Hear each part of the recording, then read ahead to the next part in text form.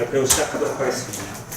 네, 안녕하세요. 저 오늘 발표를 맡게 된 라인플러스에서 근무하고 있는 이어형이라고 합니다. 반갑습니다. 네, 오늘 이제 발표드릴 내용은요. 제목이 이뮤테이블 쿠버네티스 아키텍처 이렇게 있는데 우선 뭐 아키텍처가 맞을지는 모르겠어요. 사실 그냥 뭐 이뮤테이블한 쿠버네티스를 관리하기 위한 방법론 같은 건데 우선 뭐 말을 좀 이렇게 편하게 하려고 하다 보니까 이제 이런 식으로 이름을 지었습니다. 근데 아무튼 원래 오늘 세션을 제가 이제 발표하기 전에 원래 이게 전 40분짜리 세션인 줄 알고 준비를 했었거든요. 그러다가 나중에 알고 보니까 이게 딥다이브 세션이라는 게 보니까 지금 1시간, 그러니까 1시간 50분짜리더라고요. 지금 110분이죠. 그래서 우선 뭐 어쨌든 그걸 맞춰서 준비를 했습니다. 그래서 리얼로 이제 10분을 채울 수 있게 지금 PPT를 우선 이제 87장을 준비를 했거든요. 근데 우선은 뭐 당연히 듣는 것도 무리가 있고 저도 지금 이거를 서서 이제 1시간 50분 동안 얘기를 하는 게 굉장히 무리가 있을 것 같아서 진행을 하면서 이제 뭐 적당히 우선 뭐 조율을 하도록 하겠습니다. 우선 뭐 세션이 너무 길다 보니까 이제 뭐 사실 좀 지루한 내용들도 많고 그래갖고 뭐 자유롭게 이제 화장실 다녀오시고 그런 것들을 뭐 이렇게 이제 하고 이제 재미없으시면 나가시고 이제 그런 것들도 이제 자유롭게 하셔도 괜찮을 것 같습니다. 네, 우선 뭐 아무튼 발표를 시작하도록 하겠습니다. 이제 이 내용을 제가 이제 발표하기 전에 우선 저에 대해서 간략하게 이제 설명을 드리면 우선 저는 지금 이거를 이제 요새는 이제 쿠버네티스 그 페이스북 그룹에서 활동을 하고 있고요. 어영부영이라는 닉네임으로 지금 활동을 하고 있습니다. 그리고 이전에 이제 제가 KT랑 카카오 쪽에서 그런 프라이빗 클라우드랑 이제 퍼블릭 클라우드 관련해서 오픈스택 쪽으로 운영하고 뭐 개발, 뭐 설계, 뭐 그런 것들 각종 뭐 잡무죠 그런 것들 여러 가지를 했었고요. 지금 이제 뭐 라인에 와서는 지금 쿠버네티스 가지고 이제 클라우드 네이티브 서비스 같은 뭐 이제 쉽게 말했을 때 뭐 헤로프라든지 그런 종류 뭐 관련돼서 이제 진행을 하고 있습니다. 그러면서 이제 베이스 지금 쿠버네티스를 쓰고 있는 거죠.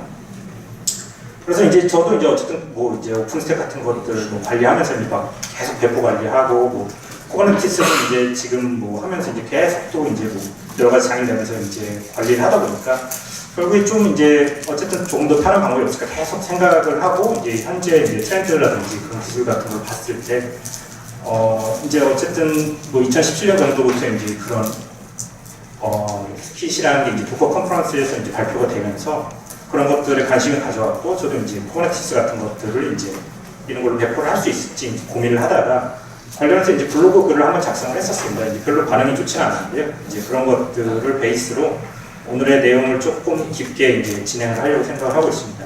어쨌든 뭐 주제가 이제 딥다이브니까요. 그래서 오늘 주제는 뭐 단순하고 변경이 쉽고 애자일하고 관리하기 편한 그냥 뭐 어쨌든 좋은 거죠. 뭐 요새 현재 트렌드에 뭐 이제 이런 것들 뭐 있는 것들을 과연 뭐를 할 수 있을까 했는데 어쨌든 리눅스 킷이 작년에 발표된 이후로 그런 모비 프로젝트에서 굉장히 활발하게 활동이 되고 이제 잘 쓰고 있기 때문에 이런 걸 사용해서 어떻게 하면 이제 쿠버네티스 같이 좀 복잡하다고 느껴지는 것들을 좀 간단하게 풀 수 있을까 그런 부분으로 이제 발표를 하려고 합니다. 그래서 이제 우선 첫 번째 챕터는요 쿠버네티스 관리 방법 해갖고 이제 기존에 이제 현존하는 관리 방법들 같은 게 이제 뭐 어떤 게 있을까 하는데 사실 뭐 저는 별로 제가 써보질 않았습니다. 사실 왜냐면 저는 쿠브 스프레이나 쿠브 어드민 정도만 이제 잠깐 쓰고 나머지들은 사실 퍼블릭 클라우드에 관련된 쪽은 사실 하진 않았어요. 왜냐면 뭐 어쨌든 저희도 이제 사내에서 이제 프라이빗 클라우드를 가지고 이제 하는 입장이다 보니까 대부분 어쨌든 사내 자원들을 최대한 활용을 할 수 있는 쪽으로 하려고 하는 거죠. 그러다 보니까 이제 퍼블릭 클라우드는 아무래도 좀 우선순위에서 약간 떨어지게 됩니다. 왜냐면 저희도 만약에 뭐 퍼블릭 클라우드를 쓰는 경우는 진짜 뭐 프라이빗 클라우드를 쓰다가 뭐 진짜 자원이 부족해서 뭐 클라우드 버스팅 같은 거를 해야 될 때 뭐 쓴다든지 그런 정도의 계획만 있지 실제적으로 뭐 사실 고려하지는 않는 거죠. 그렇지만 어쨌든 여기서 이제 저희가 퍼블릭 클라우드에서 이제 쿠버네티스를 쓰는 걸 짚고 넘어가야 되는 이유가 사실은 가장 어떻게 보면은 쓰기 편리한 방법이라고 할 수 있지 않을까 싶습니다. 미니쿠베 다음으로요. 뭐 그렇지만 이제 뭐 당연히 장점이 그런 이제 쓰기 편하다는 게 뭐 다른 게 아니라 이제 다 해주니까요. 저게 뭐 이제 AKS, EKS, GKE 해갖고 이제 애저 뭐 아마존, 뭐 구글에서 제공하는 이제 쿠버네티스 이제 클러스터들은 사실 대부분 애저는 정확하게 모르겠는데 나머지들은 다 이제 마스터들을 관리를 해준다. 마스터를 관리를 해준다는 건 사실 버전에서 굉장히 좀 자유로울 수가 있다는 거죠. 저희한테 노드만 이제 나타나기 때문에 사실은 뭐 거의 다 뭐 주도권은 어쨌든 퍼블릭 클라우드에서 클러스터 관리를 하지만 어쨌든 저희는 쿠버네티스를 그거보다 더 쉽게 쓰는 방법은 우선은 없지 않을까라고 생각을 하고 있고요. 근데 그거보다 이제 조금 더 사실 관리 공수가 들어가지만 사실 조금 더 자유롭게 쓸 수 있는 건 어쨌든 쿠비콘이라든지 쿱스라든지 이런 솔루션들은 이제 퍼블릭 클라우드 안에서 굉장히 강력하게 어쨌든 뭐 인티그레이션부터 시작해서 컨피그레이션 매니지먼트를 지원을 하는 솔루션들이 있습니다. 뭐 이런 것들을 사용하는 것도 사실 관리 코스트 굉장히 줄이면서 사용할 수 있죠. 다만 이제 퍼블릭 클라우드에 굉장히 종속적인 것들이 있다 보니까 이제 이런 부분을 푸는 게 약간 숙제가 될 수도 있다고 생각합니다. 다만 뭐 이런 거 외에는 이제 저희가 가장 보편적으로 사용하는 게 결국 이제 쿠브 스프레이가 아닐까 싶습니다. 쿠브 스프레이 자체는 사실 아직 뭐 인큐베이터 이제 프로젝트로 아마 돼 있을 겁니다. 근데 어쨌든 이게 뭐 앤서블 기반이다 보니까 앤서블만큼 자유로운 건 없죠. 어쨌든 제약적이지 않고 그러다 보니까 이제 많은 분들이 선호를 하고 쓰고 있고요. 근데 현재 저희는 사실은 그냥 쿠버 어둠만 쓰고 있습니다. 근데 그런 이유가 저희가 이제 뭐 작년 정도 이제 쿠버네티스를 시작을 했었을 때 그때 이제 쿠브 스프레이는 지금도 그런지 모르겠는데 마스터 HA가 지원을 하지 않았거든요. 그래갖고 이제 마스터 HA를 해서 쓰고 싶은데 뭐 이거를 고쳐가면 쓰기 너무 피곤할 것 같아서 저희는 쿠브 어드민으로 해갖고 사용을 했습니다. 그러다 보니까 이제 쿠브 어드민 같은 경우 매니지 코스트가 이제 가장 높지만 이제 어쨌든 자유도는 굉장히 높은 거죠. 그래서 이제 그렇다면 이제 자유도라는 게 뭐냐라고 했을 때 뭐 되게 단순하죠. 어쨌든 이제 내가 원하는 옵션들을 마음껏 집어넣을 수 있고 이제 원하는 버전을 쓸 수 있고 원하는 아키텍처. 아키텍처라고 여기서 말하는 거는 저희가 이제 뭐 요새 CNI라든지 CSI라든지 CRI라든지 그런 뭐 네트워크라든지 스토리지라든지 아니면 런타임 같은 것들을 저희가 원하는 대로 바꿔서 쓸 수 있고 필요에 따라서 어떤 특정 노드들만 다 다른 식으로 관리를 한다든지 여러 가지 방법들을 쓸 수 있는 것들이 이제 자유도라고 저는 생각을 하고 있고요.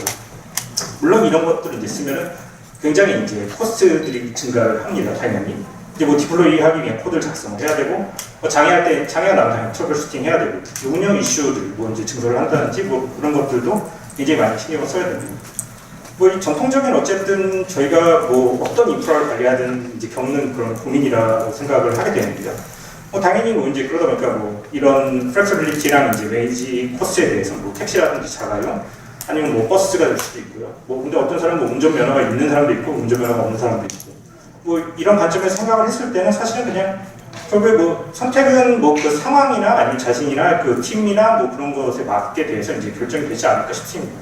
사실 여기 있는 솔루션들은 다 굉장히 많은 사용자들을 가지고 있고 다 잘 쓰고 있거든요. 그래서 이제 사실 회사에서 어쨌든 뭐 퍼블릭 클라우드를 쓰는 거를 이제 권장을 한다면 당연히 이제 이런 쪽의 솔루션들을 생각을 하는 게 좋고 그렇지 않고 이제 뭐 프라이빗 클라우드라든지 아니면 개인용이라든지 뭐 취미용으로도 이제 요새 많이 쓰니까요. 이제 라즈베리 파이 같은 거 올려놓고 클러스터 형태로 해서도 이제 많이 쓰는 사례들이 있어서 이런 것들을 할 때 이제 쿠브 스프레이나 당연히 쿠브 어드민들이 더 강력하게 쓸 수 있다라고 이제 보여집니다. 그러다 보니까 어쨌든 퍼블릭 클라우드든 프라이빗 클라우드든 우선 쿠브 스프레이, 쿠브 어드민 같은 거는 되게 기초적으로 이제 많이 다 쓸 수 있는 것이라고 보여지고요. 그래서 오늘은 어쨌든 저는 지금 프라이빗 클라우드 쪽을 계속 운영을 하고 그러다 보니까 좀 더 범용성이 가장 좋은 건 현재 어쨌든 쿠브 어드민 쪽이라고 보고 그것에 관련돼서 이제 좀 더 이야기를 진행을 하게 될 것 같습니다. 여태까지 이제 쿠버네티스 관련해서 어쨌든 그런 솔루션들이 있다면은 저희가 어쨌든 쿠버네티스 올린 그런 인프라들을 어떻게 관리를 하는지에 대해서 이야기를 하게 될 것 같습니다. 우선 이게 되게 뭐 채드 팔로라고 해서 이제 예전에 누가 이제 그런 블로그에다 글을 올렸는데 굉장히 이거가 뭐 이렇게 리트윗도 많이 되고 굉장히 도커 컨퍼런스라든지 그런 데서 가면 이제 항상 많이 나오는 건데 이 사람이 어쨌든 원래 개발자이면서 뭐 시스템 관리자 일을 하면서 어쨌든 내가 가장 무서워하는 것 중에 하나는 오랫동안 뭐 시스템 및 운영 프로그램을 여러 번 업그레이드한 서버라고 얘기를 하면서 이제 왜냐면 이제 오래된 시스템에서는 뭐 필연적으로 이제 안 보이는 문제를 키우기 때문이다. 이런 식으로 이제 블로그에서 썼었어요. 근데 그 블로그 이제 그때 이제 제목도 이제 보시면 아시겠지만 Trash your servers and burn your code 해갖고 굉장히 강력하게 이제 어필을 했죠. 그때 이제 이런 식으로 얘기를 하면서 이제 어떻게 보면 이게 2013년 정도였었던 것 같은데요. 이때 뭐 immutable infrastructure라는 말들이 좀 더 나오게 된 것 같습니다. 이런 것들은 시스템 관리를 하면 어느 정도 공감을 하지 않을까라고 저는 생각을 하고요.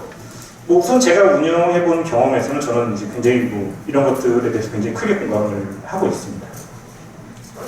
뭐 이런 것들을 저희가 아는 상태에서 사실 뭐 현존하는 인프라를 관리하는 방법은 당연히 여러 가지가 있고 이거보다 더 세분화되게 카테고라이즈를 할 수 있지만 우선은 뭐 거의 세 가지 정도 범주에서 약간 설명을 할 수 있을 것 같습니다. 뭐 첫 번째는 당연히 이제 아주 기본적인 이제 스크립트로 할 수 있는 저희가 손으로 하는 작업들. 그리고 이제 뭐 두 번째는 저희가 이제 인프라스트럭처 에즈 코드, 뭐 에즈 코드 아니면 뭐 프로그램을 인프라스트럭처에 갖고 이제 코드로 관리하는 것들. 그리고 이제 뭐 이미테이블 인프라스트럭처에서 이미지로 관리하는 것들. 근데 뭐 이렇게 뭐 카테고리를 나눠 놓긴 했지만 사실 이게 경계가 굉장히 애매모호합니다. 왜냐면은 뭐 그때 당시에는 뭐 이제 2010년이나 그때 데보스라는 말이 나오고 퍼펫이 나오면서 뭐 셉이 이제 좀 발전을 했을 때 그럴 때는 다들 이제 인프라스트럭처 에즈 코드란 말을 굉장히 많이 다 썼어요. 그러다가 나중에 2013년 정도 되면서 이미테이블 인프라스트럭처라는 단어가 뜨니까 뭐 거기 이제 기존의 그런 솔루션들도 다 이런 단어를 차용해서 쓰기 시작했거든요. 그러다 보니까 사실 경계도 굉장히 애매모호하고 각각의 솔루션들이 최초에 이제 시작을 했었을 때 서로의 가졌던 컨셉이 굉장히 명확하게 갈려있는 부분들이 있었는데 다들 이제 프로젝트가 진행이 되면서 이쪽의 장점도 차용하고 서로가 장점을 차용하다 보니까 굉장히 이런 경계선들이 애매모호해진 것들이 좀 많다라고 보여집니다. 그래서 뒤에서 약간 그런 부분을 설명을 할 것 같은데요.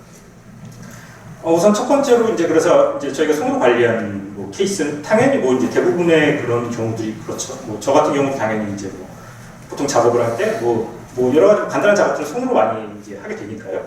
뭐 그랬을 때 뭐 쉘 스크립트 같은 걸 넣어서 이제 크론 탭으로 돌린다든지 아니면 뭐 사실 서버 대수가 이제 뭐 몇만 대가 되기 시작하면은 그런 식으로 뭐 패치 같은 작업을 몇만 대를 해야 된다 그러면 사실 뭐 예전에 뭐 회사 중에 한 군데는 어쨌든 뭐 이제 크론 탭에 넣어서 그거를 돌렸거든요. 근데 크론 탭을 그냥 넣으면은 사실 동시에 뭐 몇만 대가 해버리면 안 되니까 크론 탭 앞에다가 랜덤 뭐 슬립 타임을 줘갖고 적당히 쪼개지게 시간을 배분해갖고 이제 뭐 돌린다든지 몇만 대들도 약간 그런 식으로 관리를 할 수가 있는 거죠. 그리고 CSSH 같은 클러스터 SSH 방식으로는 뭐 노트북 안에서도 뭐 저 같은 경우에 이제 800대 정도까지도 열어서 작업을 했었거든요. 그러니까 쉘을 뭐 한 40개씩 들어가는 CSSH를 20개 정도 띄워갖고 각각 들어가면서 작업을 한 거죠. 간단한 작업들 같은 거는. 그런 것들을 했을 때 사실은 뭐 되게 간단하게 쓰기에는 문제가 없으니까요. 이런 것들. 근데 이런 것들은 이제 어쨌든 하다 보면은 저희가 이제 여기서 스노플레이크 서버라는 뭐 단어들을 외국에서 많이 쓰는데 눈송이 같은 서버를 만든다고 표현을 하더라고요. 그래서 저도 이제 이게 무슨 말인가 처음에 했더니 어쨌든 모든 눈송이들은 모양이 다 고유하기 때문에 사실 같은 눈송이가 없다는 거죠. 근데 저희가 이제 어쨌든 서버를 관리를 했을 때 손으로 작업을 하게 되면은 뭐라도 이제 하나씩 다 다른 부분이 생겨나고 그런 부분들이 서버가 이제 어떤 다른 형상을 조금씩이라도 갖기 시작하면은 한 곳에서 생겼던 문제들이 다음번에는 재현이 안 된다든지 그런 문제들을 이제 겪게 되는 이제 필연적으로 그런 문제를 겪게 되는 문제가 있습니다. 뭐 어느 정도 서버를 관리해 보시고 그런 분들은 이제 공감을 할 수 있는 부분이라고 생각을 하고요. 근데 이런 재현성이 어쨌든 떨어지면 저희가 문제를 해결하기 굉장히 어려워지고 이 문제가 있을 만한 서버를 대신해서 다른 서버에서 테스트를 하고 싶어도 사실 그 문제가 재현이 되지 않기 때문에 미리 검증을 해볼 수가 없는 거죠. 저희가 아무리 프로덕션 서버가 굉장히 중요하고 그렇다고 하지만 재현성이 없다면 스테이지에서 그 문제를 재현할 수가 없으면 결국에는 예측할 수가 없고 문제를 뭐 해결하기 굉장히 힘들어지는 그런 문제로 가는 거라고 생각을 하고 있습니다. 아무튼 이런 문제들 때문에 이제 나오는 게 이제 인프라스트럭처 에즈 코드에서 이제 데브옵스의 거의 시작한 게 이제 이런 것들이 많죠. 그러면서 이제 굉장히 이제 핫하게 이제 컨피그레이션 매니지먼트 툴들이 굉장히 많이 떠올랐습니다. 그때 이제 뭐 셰프라든지 뭐 그때 당시에 이제 퍼펫이 거의 제일 처음에 이제 많이 사용했었죠. 그리고 이제 뭐 셰프, 앤서블, 솔트 스택 뭐 여러 가지 있죠. 다 갑자기 생각이 안 나는데 아무튼 뭐 이런 식의 이제 컨피그레이션 매니지먼트 해갖고 어떤 배포를 할 타겟의 이제 서버들과 그리고 이제 거기 안에 들어가야 될 것들 그리고 이제 그런 것들이 스테이지 프로덕션에 따라서 다른 환경 관리라든지 그런 여러 가지를 해줘서 이제 관리할 수 있는 이제 코드로 이런 이제 인프라들을 배포할 수 있는 방법들이 많이 나왔죠.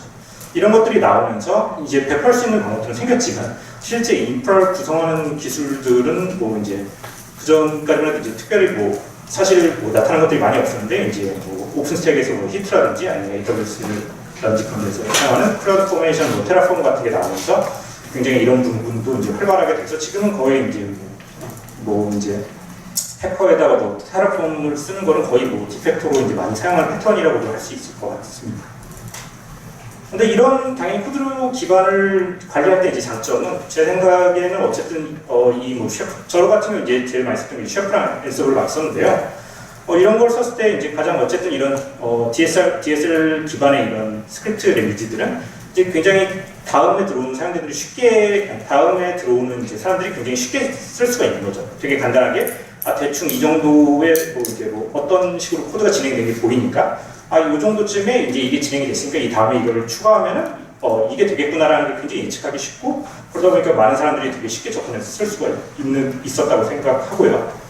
그리고 이제 아무튼 이런 대부분의 이제 보통 이제 저희가 선언적 방식으로 이제 뭔가 예를 들어서 어떤 인프라가 어떤 상태로 돼야 된다, 뭐 유저 A라는 걸 생성해야 된다 그런 것들이 있는데 만약 유저가 B다 하면 유저가 B이기 때문에 A로 저희가 생성을 다시 한다 뭐 이런 식의 로그들이 나오기 때문에 이 인프라에서 뭐가 변경이 되는지 되게 그 로그들만 봐도 이제 쉽게 알 수 있고 뭐가 이제 변경이 되는지 관리하기가 좋다라고 할 수가 있고요.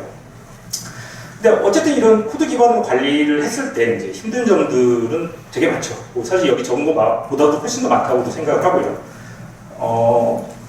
저도 어쨌든 지금 같은 경우에 저도 사실은 현재 쿠버네티스를 엔서블하고 지금 쿠버 도면으로 관리를 하고 있거든요. 그러다 보니까 엔서블을 직역도로 문제들이 생기는 경우들을 계속 현재까지도 보고 있는 거죠.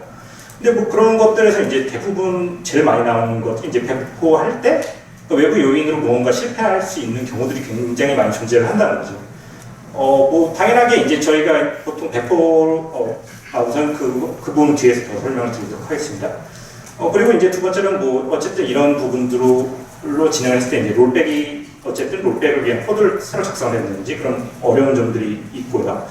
그리고 여기서 이제 절차적 구조 기반, 선언적 구조 기반으로 얘기를 했는데, 영어로 표현했을 때는 저는 좀 와닿진 않은데, 아무튼, 대충 영어 단어가 생각이 안 나요. 아무튼 절차적 구조 기반이라는 거는 대충 어떤 플로우에 따라서 위에서부터 이런 식으로 진행이 되다가 예를 들면 이게 어떤 특정 케이스에 닿았을 때 if else 문인 거죠. 그래서 이런 것들이 진행이 되면 다른 데로 노티피케이션을 해준다든지 아니면 뭐를 더 생성한다든지 그런 식으로 절차적으로 뭔가를 진행시키는 데 좀 포커스가 더 돼 있는 그런 솔루션들이 있고요. 선언적 구조 기반이라고 표현을 한 거는 여기에서 이제 대부분 예를 들면 어떤 리소스, 그러니까 유저라는 리소스 아니면 SSH 키라든지 그런 것들이 A 상태에서 무조건 B 상태가 될 때까지 지속적으로 이제 수행되게 되는 그런 것들을 이제 선언적 구조 기반이라고 표현을 하고 있는데 그런 것들에 대해서 이제 각각의 장단이 있는 거죠. 근데 물론 사실 그런 것들도 되게 요새 이제 많이 섞여 있다라고 볼 수가 있고요, 사실. 그렇지만 어쨌든 절차적 구조 기반으로 저희가 if else 문이 중간에 많고 어떤 A가 성공했을 때 B로 노티피케이션을 한다든지 그런 식의 것들이 많다면은 그런 것들이 각각의 중간에 만약에 실패됐을 때 어디까지 이제 코드가 진행이 됐고 이 다음에 어떤 이벤트가 있어야 되는데 이제 알 수가 없다 이런 것들이 힘든 부분들이 있습니다. 그런데 선언적 구조 기반이면 오히려 되게 단순하게 A라는 건 반드시 존재해야 돼 하지만 되게 그 시나리오를 복잡하게 풀기는 좀 어려운 거죠. A가 됐을 때 이제 B를 어떻게 하고 이제 그런 것들이. 그래서 더 자세하게 좀 얘기를 하고 이제 생각을 해봤을 때 어쨌든 저희가 이제 몇 년간 저도 이제 계속 그런 인프라에 대해서 배포한 작업을 하고 그랬을 때 사실 배포하는 순간은 굉장히 사실 당연히 떨리거든요. 너무 당연한 거지만 굉장히 저 같은 경우는 이제 뭔가 업그레이드 하고 있을 때 이제 사실 몇십 번씩 거의 100번에 가깝게 테스트를 하고 그래도 사실 실제 프로덕션에 반영될 때 오타 하나가 있어갖고 장애가 난다든지 아니면 그때 배포하려고 하니까 갑자기 그날 외부 레퍼토리들이 다 깨졌다든지 아니면 그 배포하려고 하는 날 내부적인 뭐가 트러블이 있어서 저희 거에 여파가 왔다든지 사실 그 장애라는 걸 어쨌든 장애는 결국에 이제 배포를 딱 버튼을 누르고 나서 이제 발생을 하면서부터 이제 느끼기 시작을 하는 거니까 이걸 어떻게 사실 피하기는 굉장히 어려운 거죠. 지금도 당연히 이제 저희도 배포를 하면서도 최대한 스테이지를 프로덕션에 가깝게 만들어갖고 제한성을 높이려고 하더라도 당연히 갑자기 그날 구글 여기서도 지금 구글 스토리지 쪽에 그 레포지토리가 깨져갖고 이제 거기에서 API 서버 주워갖고 파일을 못 갖고 온다든지 그러면은 현재 같은 경우는 저희도 이제 장애로 이어지거나 이제 그런 문제들이 있는 거죠. 그래서 이전 회사들 중에서는 아예 이런 파일을 전부 다 캐시 레이어를 하나 둬갖고 이런 것들을 갖고 올 때 캐시를 한다든지 하는 방법으로 풀었어도 또 새로운 파일을 가져오는 타이밍에 뭔가 문제가 보인다든지 그런 것들이 되기 때문에 이제 피하기가 굉장히 어렵다라고 생각을 할 수가 어려웠었습니다. 그리고 이제 아무튼 그렇기 때문에 이제 이런 것들이 실제 저희가 배포 버튼을 눌렀을 때 굉장히 스트레스를 받게 하는 요인이라고 가장 큰 요인 중에 하나라고 생각을 하고 있거든요. 롤백이 힘들다는 건 어쨌든 어떤 저런 뭐 선언적이든 절차적이든 코드를 작성했을 때 롤백을 하려면 어쨌든 그거에 대해 반대적으로 작용하는 무언가가 있어야 되는 거죠.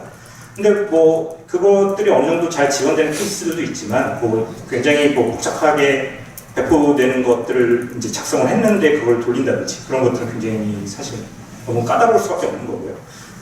뭐 예를 들면 예를 들어서 패키지를 설치를 했는데 그 패키지를 뭐 지우면은 해결이 되는 거 아니냐. 예를 들면 롤백이라는 건 그 패키지를 설치했지만 지웠을 때 해결이 된다라고 생각을 할 수 있지만 사실 어떤 뭐 예를 들어서 패키지가 설치가 됐으면 그거에 관련된 디펜던시 있는 패키지들이 설치가 될 수 있고 어떤 패키지를 그래서 이제 그걸 롤백 한다고 그것만 지웠지만 나머지 뭐 라이브러리 남아있고 그런 것들은 저희한테 계속 무언가에 이제 그런 상태로 남아있게 되는 거죠. 찝찝해질 수 있는 상태로 남아있게 되죠.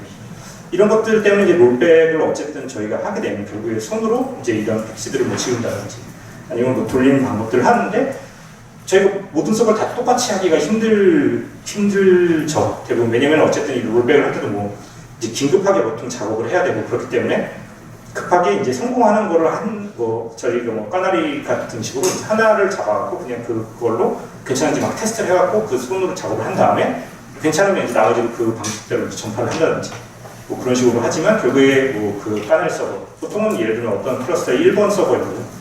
보통 장애가 나면 1번 서버에다 로그를 받는다든지 1번 서버에서 많이 테스트를 하니까요. 뭐 그런 식으로 이제 이런 스노우플레이크 서버들을 만들게 되는 것은 뭐 필연적이라고 봅니다.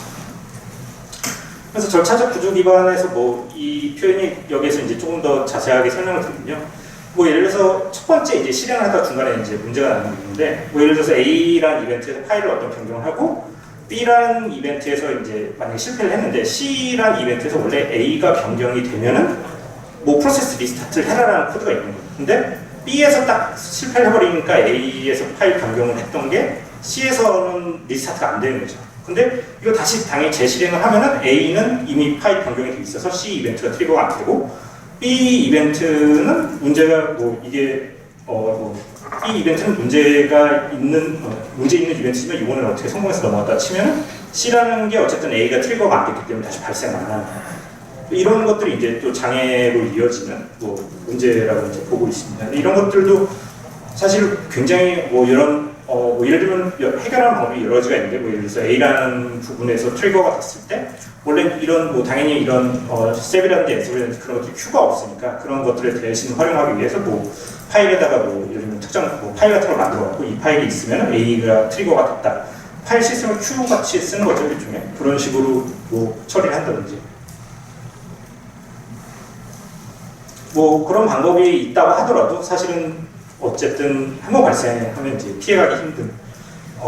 그렇기 때문에 이제 절차적으로 이제 좀 더 원래 이제 처음에 이제 셰프 같은 게 나왔을 때 굉장히 사실 프로그램에 가깝게 우리 디자인했다라고 해서 굉장히 이런 것들을 강조해갖고 루비 코드를 굉장히 넣고 그거를 다 클래스 넣고 디자인해갖고 했다가도 이런 걸 몇 번 당하고 나면 이제 굉장히 스트레스가 쌓이죠. 그래갖고 이제 사실 굉장히 다른 고민들을 하게 되는 부분이 있다고 생각을 하고요. 이제 저희가 이제 뭐 선언적 구조 기반이라고 해서 퍼펙트 같은 대표적으로 이제 이런 것들이 어떤 원래는 이제 여기서 장점으로 나왔던 게 이제 저희가 이렇게 절차적이지만 원래 쉘 코드 같은 게 절차적으로 작성이 이제 순서적으로 위에서부터 진행이 되라고 이제 작성이 되어 있지만 퍼펫으로 작성을 하면은 당연히 이런 것들을 뭐 이제 한 이런 걸로 리소스로 이제 끝낼 수 있다든지 이러다 보니까 굉장히 간단해지고 우리는 이런 것들을 이 안에서 역동성만 유지시키면은 되게 그 전체적인 클러스터 헬스를 뭐 어떤 특정 상태로 유지시킬 수 있다라고 강조를 해서 이제 나왔지만 실제 이거보다 더 복잡한 뭐 예를 들면 뭐 얘가 뭐 엘모라는 게 있을 때 뭐 엘모 B를 만들고 엘모 B가 나왔을 때 엘모 C를 만들고 막 그런 경우들을 하고 싶을 때는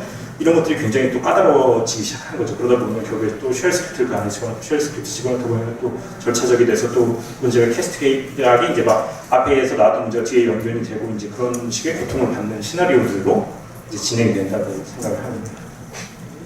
그래서 어쨌든 이런 문제들을 이제 생각을 했을 때 저희가 또 이런 것들을 이제 결국에 관리를 한 것들이 저 같은 경우 보통은 대부분 다 형상관리 툴을 이제 달아서 이제 사용을 하게 되는데요. 뭐 깃이라든지 뭐 그런 것들을 달아서 쓰다 보면은 각각의 이제 인프라에 대한 그 코드를 관리할 때 패치가 나오고 패치를 관리하게 됩니다. 그랬을 때 예를 들면 뭐 패치가 1번이 있었을 때 옛날 인프라에다 뭐 첫 번째 걸 패치를 하고 뭐 패치 2번을 또 나중에 이제 작업을 하다 보니까 또 2번을 만들어서 또 배포를 하고 나중에 이제 3번을 패치해서 작업을 하면은 사실 원래 이때 이제 1번 패치에서 2번 패치에서 원래 1번 패치 내용을 지우고 다시 바꿔서 했지만 사실은 원래 실제 실행하게 되면 뭐 이런 식의 상태가 나오게 되는 거죠.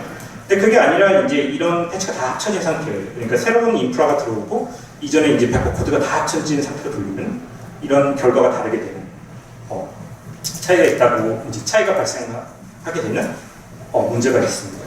뭐 이런 것들이 근데 사실은 그 배포를 굉장히 자주 하고 이터레이션을 막 여러 번 돌리다 보면은 중간에 당연히 뭐 장애도 나오고 장애가 나서 그걸 다시 몰백시켜서 다시 작업도 시키고 뭐 그런 것들이 나오다 보니까 사실 옛날에 투입된 서버는 패치가 각각이 다 다르게 들어갔고 뭐 이제 더 시간이 지날수록 패치를 한꺼번에 묶어서 이제 들어가고 마지막은 뭐 이제 다 최신 내용이 다 포함된 전체 한 통 패치 뭐 패치라기보다 이제 어쨌든 그런 디플로이 코드인 거죠. 그런 코드를 넣은 서버 이런 식의 다양한 종류의 서버군이 발생할 수밖에 없습니다. 근데 이런 서버들이 결국에 발생하면은 사실은 뭐 이제 앞에 서버랑 뒤에 서버에서 이제 다른 상태들이 발생할 가능성들이 있으니까 저희가 대부분 이런 문제를 약간 피하려면 예를 들어서 저 같은 경우는 스테이지 때 비슷한 타이밍에 서버를 뭐 집어넣는 식으로 스테이지 때 이때 집어넣고 뭐 프로덕션에 집어넣을 때 스테이지로 서버를 집어넣어서 그때 이제 이런 식의 서버군을 좀 비슷하게 만들려고 하는 거죠. 스테이지에서 최대한 이런 문제를 약간 더 제한시킬 수 있도록 하더라도 뭐 당연히 그런 방법은 또 이제 한계가 있고요. 그러다 보니까 어쨌든 이런 오래된 서버랑 새로운 서버는 다르다고 생각을 하고 결국에 그러다 보니까 이 두 가지를 항상 다 테스트를 하게 됩니다. 저 같은 경우도 이제 대부분의 어쨌든 이 앞에 것들에 해당하는 거는 이제 어쨌든 새로운 뭐 VM이든 서버를 받아갖고 그냥 전체 이제 디플로이 코드를 넣는 식으로 하고 이제 두 번째 거 같은 경우는 사실 현재 배포되어 있는 상태의 서버를 이제 VM 같은 걸로 스냅샷을 떠갖고 마지막 패치만 넣는 식으로 테스트를 해보는 이런 두 가지 케이스를 다 테스트해보지 않으면 둘 중에 하나는 또 문제가 되는 케이스들이 발생을 하게 되는 거죠. 그래서 뭐 근데 이게 아까 같이 이제 이런 종류가 여러 개면 사실 테스트할 범위들이 점점 넓어지고 이제 예측하기가 힘든 문제들이 점점 발생한다고 생각합니다. 그래서 이제 이런 서버들 결국에 가장 좋은 방법은 당연히 주기적으로 제거를 하는 거죠. 일반적인 어쨌든 대부분의 이제 이런 걸 관리한 서버 회사들은 당연히 다 오래된 서버를 주기적으로 제거를 합니다. 당연히 그런데 이제 제거하기가 굉장히 힘든 것들도 많죠. 사실 왜냐면 제거를 하기 전에도 뭔가 문제를 재현시키고 싶지만 재현시키기 어려운 문제들도 굉장히 많이 있기 때문이죠. 그래서 아무튼 주기적으로 이런 식으로 제거를 하면 그래도 그나마 이제 이런 테스트를 해볼 경우의 수는 이제 줄어드니까 좀 더 간단해지는 부분이 있다고 볼 수 있습니다. 그래서 아까 스노우플레이크 서버에 반대되는 말로 이제 피닉스 서버라는 말을 마틴 파울러가 했는데요. 이제 여기서 이제 설명했던 당신의 서버들은 이제 주기적으로 태워버리는 게 좋다라고 한 거죠. 그래서 이제 그래야지 이제 서버는 불사조랑 같이 재가 되지만 다시 태어나서 깨끗한 상태를 유지할 수 있다라고 본다라고 생각을 합니다. 그래서 이런 방법들이 이제 여태까지 코드로 관리를 했다면은 이제 좀 더 이제 다음 방법으로는 이제 패커 같은 것들이 나오기 시작하면서 패커 말고도 몇 가지가 있는데 생각납니다. 그 패커 같은 류가 이제 어쨌든 나오면서 이제 이전에는 뭐 예를 들면 크로바 같은 형식으로 오픈 스택을 이제 벨에서 그 이미지 형태로 배포하는 것들을 만들었었거든요. 근데 이제 복잡도가 좀 높고 그래갖고 사람들이 많이 안 썼던 것 같은데.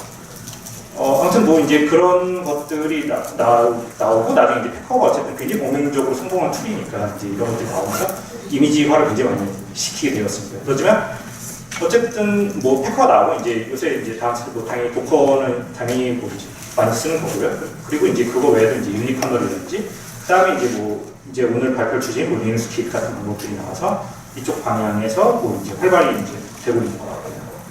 그래서 우선 어쨌든 이뮤테이블이라는 말을 계속 하고 있으니까 이뮤테이블이라는 걸 원래 이제 저희가 영어를 뭐 당연히 해석을 하면 불변한다라고 이제 보통 표현을 하는 거잖아요. 근데 불변을 한다는 게 어떻게 보면 사전적인 의미로 이제 변할 수 없는 상태다라고 이제 표현이 되는데 사실 그거보다는 변하지 않게 하려고 한다라고 여기서 표현을 많이 하더라고요. 그래서 여기서 얘기하고자 한 거는 어쨌든 저희가 이제 보통 뮤테이블한다는 상태를 표현할 때 뮤테이블하다는 건 인스턴스 A에서 만약 이제 저희가 뭐 업데이트 앱을 할 때 뭐 리부스를 해갖고 뭐 V 뭐 1.0에서 1.1을 올리는 식으로 패치를 해서 이제 당연히 작업을 많이 하는데 이런 상태를 하려면 저희가 이제 그 앱 V1에서 V 1.1로 어쨌든 올라갈 때 그런 필요한 작업들을 다 알고 있어야 되는 뭐 리부트를 해야 되는지 프로세스를 리스타트 해야 되는지 뭐 DNS를 고쳐야 된다든지 뭐 그런 것들을 알고서 뭔가 왜냐면은 업데이트라는 건 어쨌든 이전 상태를 알아야 돼 이후 상태를 좀 할 수 있는 그런 부분들이 필연적으로 생길 수밖에 없기 때문이죠. 근데 그런 게 아니라 이뮤테이블한 방식으로 이제 넘어간다는 건 그냥 갈아치는 거죠. 그래서 모든 방법론을 딱 두 가지로 정의를 합니다. 지우고 추가하고. 그래서 사실 모든 걸 단순하게 이제 지우는 거가 잘 지워질 수 있게 포커스를 해서 그 부분을 잘 정리를 해놓고 프로비전한 이런 추가되는 부분을 잘 정리해서 또 추가될 수 있게. 다만 이제 어쨌든 이런 것들을 했을 때 V1.0과 V1.1 앱이 공동으로 뭐 이제 생성이 되어 있는 상태를 유지하게 되는지 그런 문제들을 해결해야 되는 건 남아있지만 그래도 굉장히 방법은 간단하게 됩니다.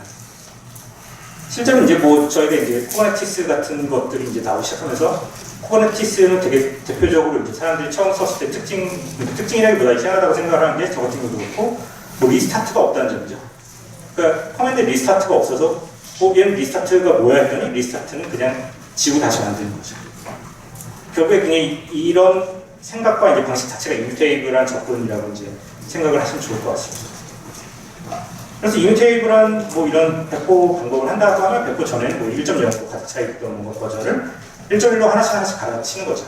뭐 물론 이런 식으로 이제 1.0과 1.1에서 쓰기 힘든 경우는 1.0이 다 있고 1.1을 다 집어넣은 다음에 위에서 트래픽을 뭐 쉐이프한다든지 아니면은 뭐 이제 저희가 블루그린이라든지 뭐 여러 가지 방법론으로 이제 다시 옮겨 타는 방법으로도 이제 진행을 할 수 있고요. 결과론적으로 어쨌든 저희가 테스트해야 될 거는 V1.0과 V1.1 그리고 V1.0, 1.1이 섞여 있는 케이스 딱 세 가지만 테스트하는 식으로 이제 케이스를 굉장히 제한적으로 해서 이제 제한성을 높이고자 하는 방법이라고 보시면 될 것 같습니다.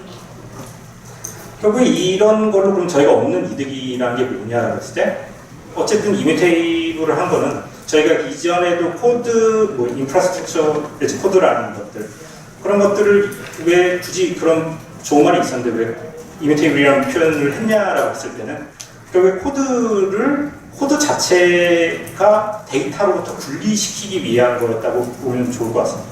저희가 지금 어쨌든 현대적인 이제 뭐 그런 방법 중에 12 팩터스라든지 뭐 그런 클라우드가 나오면서 여러 가지 저희가 이제 많이 쓴 단어 중에 뭐 스테이트레스하다, 스테이트풀하다 그런 표현들이 나오는데 그런 것들의 이제 일환과 마찬가지인 거죠. 저희가 데이터랑 코드를 분리해 놓는 스테이트풀한 거와 스테이트레스한 것들을 쪼갤 수 있고 그렇다면 방법론은 스테이트레스한 것과 스테이트풀한 것들을 각각의 다른 방법론을 적용하고 그런 것들을 스테이트레스한 거는 되게 기존의 관리하고 좀 복잡하게 가져가던 것들을 단순화시키는 그런 식이 될 수 있다고 보고 있기 때문입니다.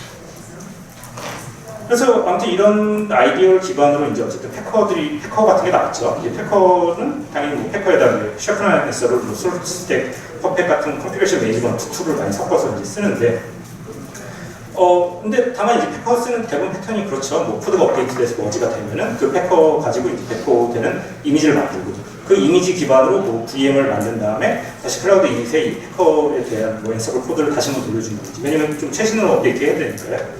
그런 것들을 해서 이제 돌리는 식으로 이제 되어 있는데 어쨌든 패커는 굉장히 좋은 툴이라고 생각을 했던 게 굉장히 많은 사람들이 기존의 이런 CM 툴, 이제 컨피그레이션 매니지먼트 툴에서 넘어갈 수 있게 해준 거죠. 이미지 기반으로 쉽게 넘어갈 수 있게. 왜냐면 기존의 코드들 그대로 다 재사용해갖고 바로 쓸 수가 있었으니까요.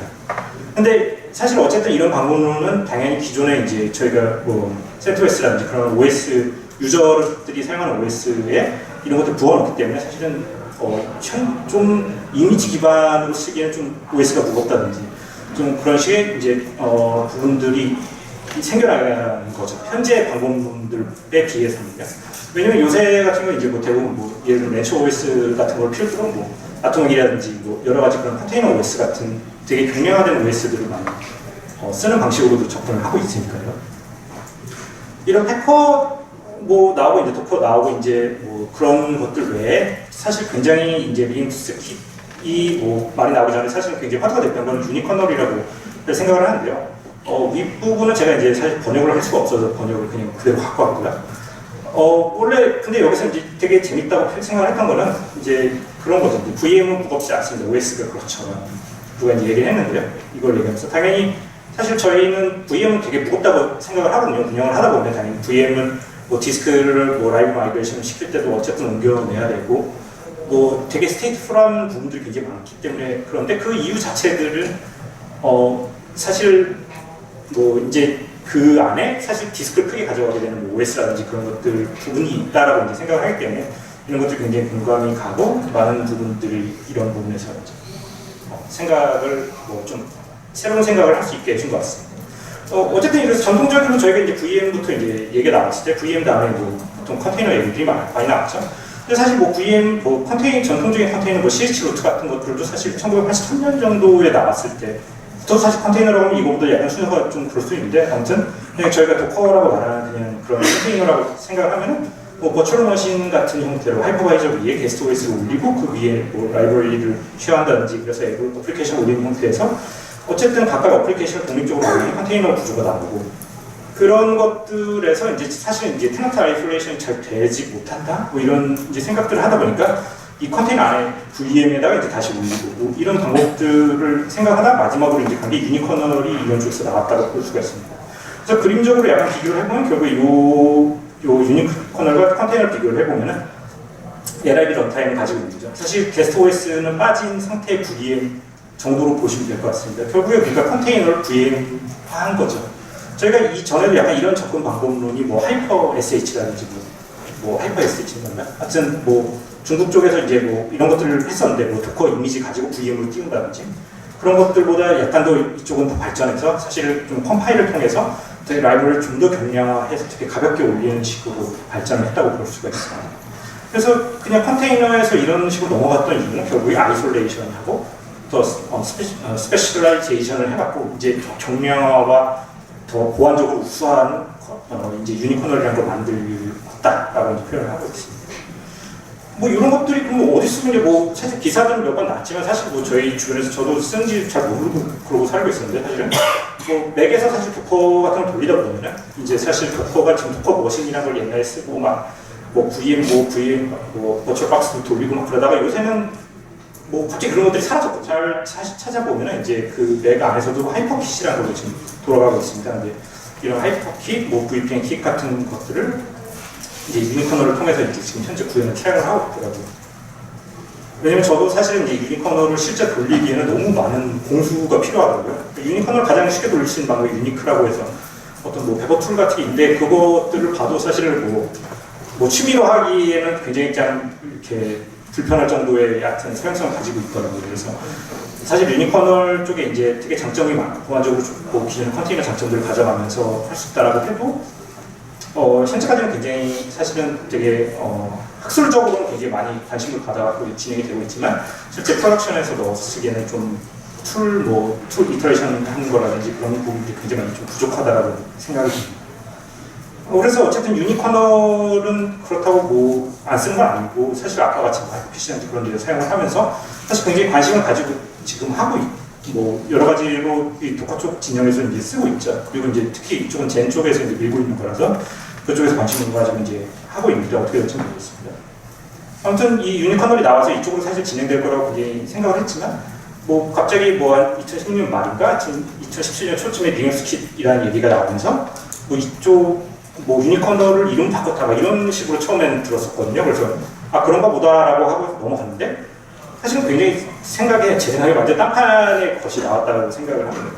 사실 이건 모비 툴을 그냥 모비라고 말하는 저희가 툴을 이제 써보신 분들은 아시겠지만 사실 모비 툴에다가 약간 몇 가지 기능을 더 추가한 거거든요. 근데 그런 것들로 저희가 도커라는 것이 처음에 이제 나왔을 때 사실 도커는 처음에 이제 사람들이 뭐 LXC 잘 쓰고 있던 사람들 뭐 어차피 LXC 다 되던 건데 뭐 어차피 그거 하고 뭐 이미지 말아갖고 그냥 쓰면 되는 거 아니었는데 사실은 그런 거라고 치부하기에는 너무 좋은 사용성들을 가지고 있었죠. 뭐 레이어드 파일 시스템부터 시작해갖고 그걸 푸시하고 다시 가져오는 거 너무 다 간단했으니까요. 근데 리눅스 킷이 어떻게 보면 이제 그런 방향성에 맞게 이제 이런 것들을 푸는 방법 중에 하나로 이제 나타났다고 생각을 합니다. 그래서 리눅스 킷이라고 이 말하는 결국에 툴 킷인 건데요. 그냥 정말 키트인 거죠. 그러니까 저희가 이 커맨드로 뭔가를 하기 위한 그런 방법을 모아놓은 것, 뭐 CLI 툴인데 이 툴을 가지고 이제 사실은 이뮤테이블한 리눅스 배포판을 만드는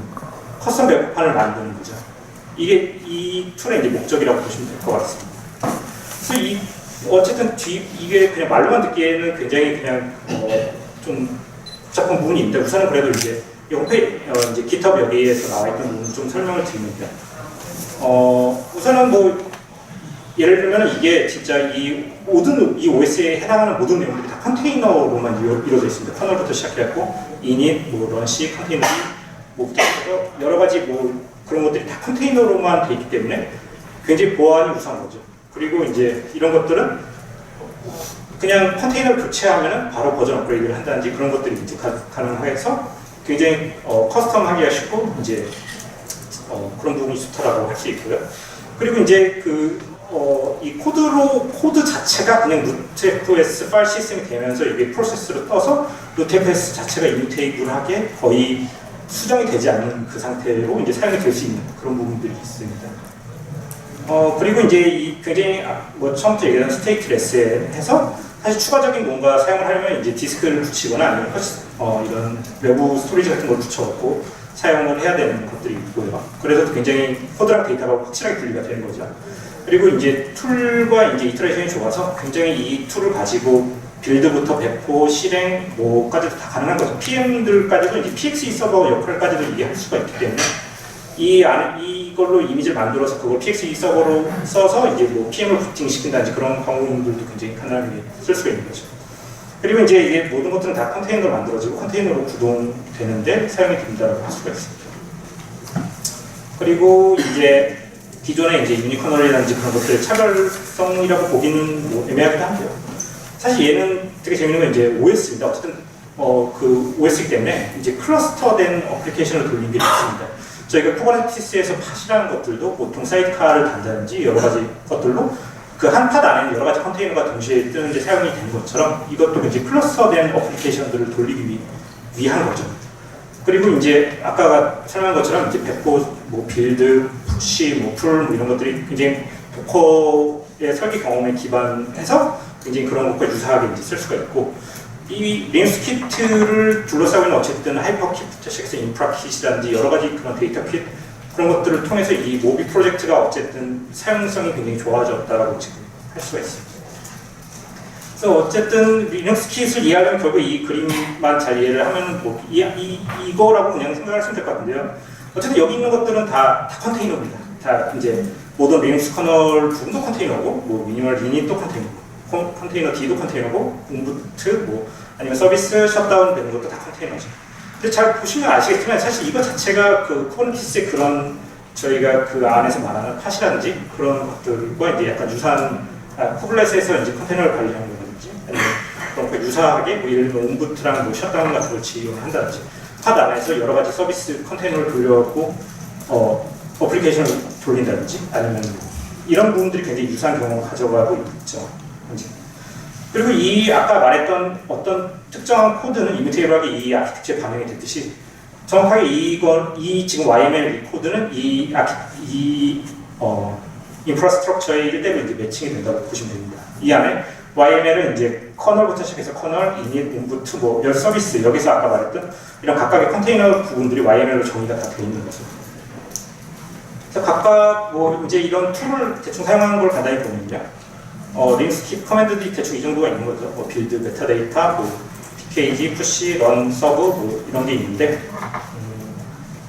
대충 주요적으로 많이 쓰는 거는 이제 빌드하고 아까 YML로부터 어떤 이미지를 빌드하는 거죠. 사실 이거는 이제 모비 툴로 이제 예전부터 이제 모비 툴로 했던 그거라고 이제 보시면 되고요. 이 pkg는 저희가 이 안에 들어가는 컨테이너 각각의 것을 빌드하기 위한 그냥 커맨드라고 보시면 되고요. 그리고 이 푸시는 이 이미지를 만들어서 클라우드라든지 뭐 이게 뭐 프라이빗은 퍼블릭이든 아니면 어쨌든 이미지 스토어가 있는 쪽에 올릴 수 있게 돼 있고 그리고 뭐 그러니까 도커 같이 공통의 그런 거가 있는 건 아닌 거죠 현재는. 그리고 이 런은 이제 말 그대로 이 아까 그런 이미지들을 가져다 VM으로 띄운다든지 아니면 컨테이너로 띄운다든지 그런 것들을 제공하는 커맨드라고 보시면 될 것 같습니다. 그래서 이제 그 다음으로 이 빌드 커맨드를 보면요.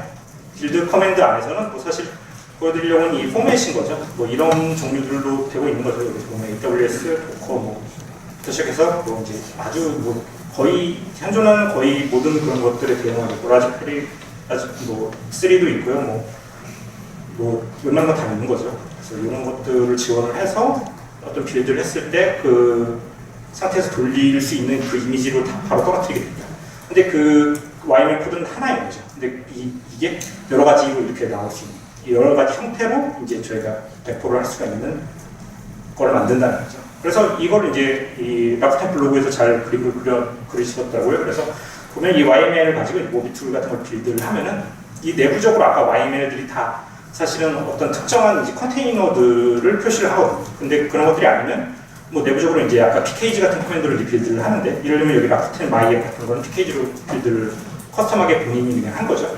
그 외에는 왜 이런 것들은 다 외부에서 이제 외부 레지스트리 도커 허브에 있는 그런 데에서 이제 이미지를 다 땡겨오고 결국에 빌드하는 방법이 딱 요겁니다. 빌드라는 거 도커 이미지 다 땡겨오고 그거를 루트FS 파일 시스템에다가 다 그러니까 언팩을 합니다. 그래서 깔아 넣어서 파일 시스템을 만들고 이거를 그 각각에 맞는 부분을 이제 저희가 포매팅을 해서 이제 제공을 한 거죠. 구글에 넣던지 아니면 AWS에 넣던지 그런 식으로 쓸 수 있게 해주는 되게 강력한 거죠. 이 딱 하나의 YML로 여러 가지 군데에서 다 쓸 수 있고 이 안에 있는 내용물을 언제든지 바꿔치기가 할 수 있는 굉장히 강력한 방법이라고 이제 보여지고요. 그래서 이런 YML에 대해서 이제 이런 링크를 따라가 보시면 이제 더 자세하게 설명드리는데요. 각각 우선 그래도 한 번씩 이제 짚고 이제 설명을 드립니다. 커널 부분은 약간 이런 식으로 돼 있는데요. 실제로 이제 그게 도커 이미지입니다. 그래서 이거를 따서 보면은 도커 이미지 안에 특정 뭐 커널을 가져오고 패치에서 사용할 커널들만 패치 파일들로 이제 좀 집어넣는 거죠. 그래서 거기다 저희가 더 집어넣고 싶은 기능들이 있으면 커스텀 패치를 해갖고 그걸 바로 이제 빌드해갖고 컨테이너로 이제 사용을 할 수 있는 그런 식의 구조로 되게 간단하게 되어 있습니다. 그리고 이제 그거 다음으로 이제 이닛인데요. 이닛은 저희가 이제 흔히 알고 있는 그런 이닛 프로세스의 그 이닛입니다. 근데 그거를 이 안에서는 전부 다 이제 컨테이너로 다시 만든 거죠. 그러니까 기존에 있던 컨테이너로 만들 때 이런 것들은 전부 다 알파인 베이스 이미지에 고랭으로 다 제작성을 했다고 보시면 됩니다. 바이너리로.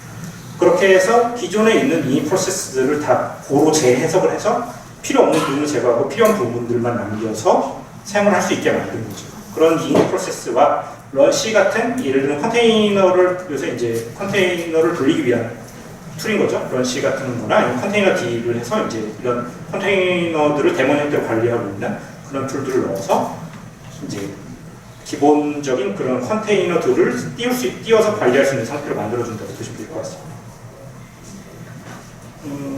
그리고 나서 이제 이런 기반적인 커널과 이닛이 세팅되면 그 다음에 온부트 같이 부팅이 됐을 때 원타임으로 일어나는 일 같은 게 정의가 되는 거죠. 저희가 VM 같은 경우도 클라우드 이닛 같은 걸 써갖고 원타임으로 이제 뭔가 진행시키는 잡들과 비슷한 것들이 이 안에서 돌아가는 거예요. 예를 들면 여기 같은 경우는 뭐 DHCP 같이 DHCP를 써서 IP를 이제 받아오는 거죠. 이걸 보시면 아시겠지만 저희가 보통 컨테이너 같이 IP를 이렇게 선언하는 방식이 아니라 전통적인 VM의 방식들과 이제 호환될 수 있고 PM이라든지 그런 데서 다 그대로 사용할 수 있는 DHCP 같은 방법론을 써서 IP를 받아와서 할 수 있는 것이라고 보시면 됩니다. 그래서 이렇게 만들어낸 이미지는 기존에 쓰던 것들이 대체돼서 이제 다 기존에 돌아가던 곳에서 이제 다 돌릴 수가 있는 거죠. 이런 사용성으로 이제 그냥 컨테이너가 아니라 VM 같이 만들어졌기 때문에. 그리고 이제 중요한 부분이 어쨌든 서비스인 거죠. 이 안에 있는 것들이 사용자들에게 계속 지속적으로 서비스가 되기 위한 컨테이너들이 들어있는데요.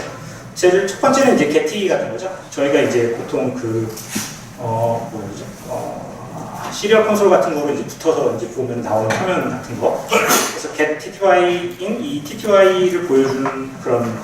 이게 없으면은 사실 그래서 그런 로그 같은 것들이 바로 이걸 실행하도록 알 수가 없는데 이런 게티 같은 걸 넣어서 저희가 보통 시크릿 콘솔에 이제 접속해서 이제 하듯이 여기도 이제 붙어갖고 이제 저희가 커맨드 같은 걸 쓸 수가 있는 거고요. 그리고 이제 뭐 만약에 레디스를 돌리는 거면 이렇게 레디스 이미지에 보통 그냥 어떤 이미지를 지정하고 캡터빌리티에서 이제 뭐 어떤 것들이 가능하다 안 하다 뭐 이제 이런 것들 정의하고 뭐 넷호스트 같은 것들을 넣어서 쓰게 되는 거죠. 그래서 뭐 이런 거는 이제 아까 온부트 지난 다음에는 서비스로 계속 구동되고 있는 부분이라고 보시면 될 것 같습니다.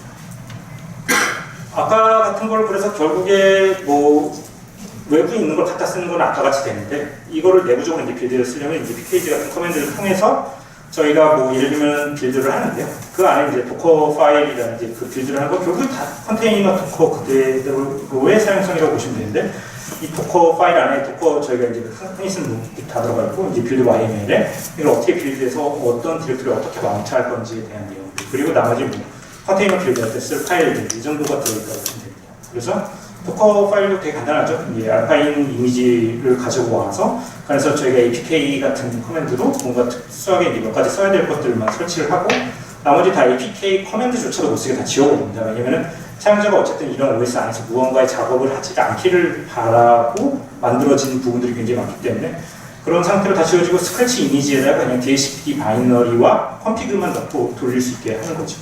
이런 상태의 컨테이너를 만들어서 그냥 그걸 사용을 하는데 다만 이게 뭐 예를 들면 저희가 리졸브 컴프 같은 뭐 DHCP에 관련된 어쨌든 정보들이 들어있을 만한 것들을 바인드하고 특정한 뭐 필요한 권한들을 넣어서 이제 돌린다고 이제 보시면 될 것 같습니다. 그래서 아까 약간 설명드린 것처럼 이제 만약에 저희가 어떤 이런 이미지 안에서 한 부분만 저희가 교체해서 쓴다든지 하는 거는 pkg 같은 커맨드로 이걸 빌드해서 넣어서 돌리는 식으로 된다고 보시면 되고요. 이런 이미지를 이제 저희가 이제 뭐 퍼블릭 클라우드라든지 뭐 아니면 오픈스택 뭐 이런 여러분들 쓸 때 이제 저희가 도커 푸시하듯이 이제 똑같이 푸시해서 이미지를 올리는 거죠. 물론 이런 커맨드를 올리려면 당연히 뭐 오픈스택이면 뭐 그런 오픈스택의 크리덴셜이 있어야 되고 AWS는 그런 커맨드 세팅들이 대부분 다 이제 크리덴셜 세팅들이 다 되어 있어야 되죠. 그런 것들이 된 상태에서 이제 간단하게 빌드하고 푸시하고 다시 돌리고 이제 그런 것들을 돌릴 수 있는 것이라고 보시면 됩니다. 그럼 다음에 이제 그 아까 이미지들을 가지고 뭐 예를 들면 AWS 같은 경우는 그 이미지를 가지고 와서 돌리는 거라든지 그런 것들을 다 런 커맨드로 돌리면 되는데요. 그런 퍼블릭 클라우드는 이미지 스토어에서부터 이미지 가져와서 돌리고 저같이 이제 맥 안에서 그냥 VM으로 돌리는 경우는 하이퍼킥 같은 것들이 그냥 그 이미지 파일을 그대로 물고 올려서 이제 띄우는 식이라고 이제 보시면 될 것 같습니다. 그래서 이렇게 여러 가지 방법으로 또 사용할 수가 있고요. 그렇다 보니까 이게 여러 군데에서 결국에 뭐 여기에서 이제 의도하는 바와 같이 여러 군데에서 이제 쉽게 간단하게 돌릴 수 있다라고 보시면 됩니다. 그래서 레디스 컨테이너를 기본적인 저희가 이제 그런 베어메탈 서버에서는 리눅스 킷 위에 아까 컨테이너 D가 들어있었죠. 그 안에서 레디스를 돌리고 윈도우 같은 경우는 하이퍼V가 이제 들어있으니까 그 위에서 이제 돌리고 맥OS에서는 저희가 요새 도커로 빨려 들어있는 하이퍼킥 같은 VM 위에서 이제 이걸 또 돌리고 그래서 오늘 시험 같은 경우는 이제 제가 맥북이다 보니까 이제 맥북으로 이제 돌리는 걸 약간 보여드릴 생각입니다. 그래서 기존에 이제 컨테이너 호스트 컨테이너 OS라고 말하는 뭐 이런 렌처 OS나 코어 OS 아토믹 같은 거와 차이가 뭐냐 이거 굉장히 유사해 보이거든요. 사실 코어 OS 처음에 받았던 컨셉과 굉장히 유사하다고 생각을 하게 되고 있는데 결국에 이 리눅스 킷이라는 걸로 렌처 OS, 코어 OS 같은 거를 만들 수가 있는 거죠.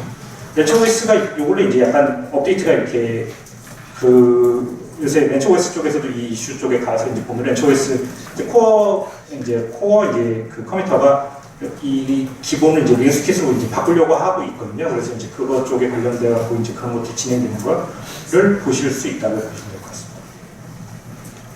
그래서 이런 리눅스 킷을 이제 어쨌든 쿠버네티스를 어떻게 돌리느냐 쪽에 대해서 내용인데요. 우선 뭐 이런 부분은 이제 그냥 짚고 이제 간단하게 집어서 넘어가겠습니다. 우선 커널 그대로 있고 이닛, 런치, 컨테이너도 있고 C 서티피케이트는 이제 알파인 이미지에는 보통 서티피케이트이 부족하기 때문에 그런 것들 무한하게 들어가는 것들이 있다고 보시면 되고요. 그리고 이제 온부트 할 때 필요한 게 시스템 CTL 같이 해서 저희가 도커 같은 걸 이 안에서 이 컨테이너 안에서 또 이 도커 DIND라고 보통 하죠. 도커 인더 도커를 할 때 보통 또 IP 포워드 같은 걸 해줘야 되니까 시스 컨트롤 같은 걸 건드려야 되고요. 그리고 이제 C그룹 같은 걸 건드리기 위해서는 sysfs 같은 거를 이제 써야 되고 그리고 DHCPD는 아까 같이 이제 IP 바닥 위에 쓰고 메타데이터는 이 현재 이제 리눅스 킷은 클라우드 이닛을 없앴습니다. 왜냐면 클라우드 이닛 자체가 이제 파이썬에다가 굉장히 그거 자체가 무겁고 되게 레거시들을 연동하기 위한 다양한 코드들이 들어있다 보니까 그거 자체가 너무 무거워서 그 클라우드 이닛에 대한 걸 재해석해갖고 다 각자의 것으로 쪼개고 있거든요. 뭐 예를 들면 메타데이터라든지 포맷이라든지 마운트, 클라우드 이닛에서 기준으로 해둔 것들을 이제 부분 쪼개서 고로 재포팅해갖고 다시 만들고 있는 거죠. 그래서 뭐 메타데이터 같은 경우는 뭐 119.254 같은 저희가 데이터 센터별 IP로부터 메타데이터 얻어온 부분들을 해놨고요. 이런 것들이 이제 AWS나 GCP나 뭐 그런 데서 VM들 부팅했을 때 메타데이터를 가지고 와서 할 수가 있습니다. 그리고 이런 포맷 같은 거는 자기가 만약에 저희가 뭐 ISO 방식으로 인스톨하는지 로 방식으로 인스톨을 할 때는 ISO 같은 것들은 CD롬에 넣고 디스크를 포맷을 한 다음에 복사를 할 수가 있기 때문에 그런 것들은 SDA를 포맷하는 데 쓸 수가 있고 로우 방식으로 DD로 이제 카피해서 집어넣는다든지 그런 것들은 SDB를 포맷해갖고 다른 디스크를 추가적으로 달아갖고 쓸 수 있게 하기 위해서 코드들이 그런 부분들이 들어가 있다고 보시면 되고요. 마운트는 이제 추가적으로 바 LRB 밑에 컨테이너 같은 이미지들이 큰 것들이 들어가기 때문에 그런 것들을 쓸 수 있게 이제 들어가 있는 부분들. 이런 것들이 원타임으로 그냥 한번 들어가는 거죠.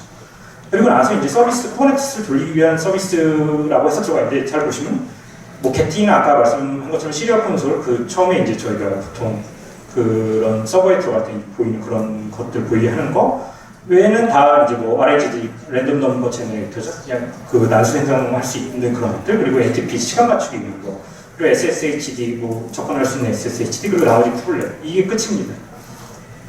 정확히 사실 근데 이거를 만약에 진짜로 리얼 서비스에 돌리려면은 여기서 또 SSHD 같은 거를 빼더라고요. 그래야지 아무도 그냥 접근을 못한 거죠. 그냥 게티 같은 걸로만 봐서 하고 만약 문제가 있으면 그냥 빼는 거죠. 서비스에서 바로. 굳이 들어가지 않는 거예요. 만약 들어가서 봐야 될 일이 있으면 그 이미지에 추가로 SSHD 같은 걸 넣어서 까나리 형식으로 이제 하나를 그 집어넣어서 테스트하고 그걸 이제 문제를 하게 한다든지 그런 식으로 이제 진행하는 방법을 약간 추천하고 있습니다. 근데 게티 같은 거는 아무튼 저게 없으면 아예 뭐 저희가 그 안에서 무슨 일이 일어나는지조차도 이제 로그 말고는 알 수 있는 방법이 없다 보니까 저런 것들은 뭐 인시큐어 같은 것만 좀 풀어서 이제 뭐 약간 루트나 그런 패스워드를 쓸 수 있는 그런 것들을 넣어서 쓰고 있고. 이거 외에는 이제 여기서 셧다운 컨테이너들이 없어갖고요. 그냥 파일 같은 것들 추가적으로 이제 저희가 뭔가 컴피그에 필요하다든지 아니면은 뭐 이제 특정하게 뭐 생성을 해갖고 이제 뭐 해야 될 부분들을 여기다 이제 디렉토리 같은 것들을 만들어 놓고요. 뭐 예를 들면 마지막에 이제 그 SSH 같은 키 같은 것들도 여기서 그냥 넣어서 한다든지 원래는 VM 같은 데서는 클라우드 이닛 안에서 이제 하던 부분들이 얘네는 클라우드 이닛 부분을 잘 안 쓰면서 이제 이런 것들을 여기서도 이제 하는 방식으로 쓰고 있다고 보시면 될 것 같습니다.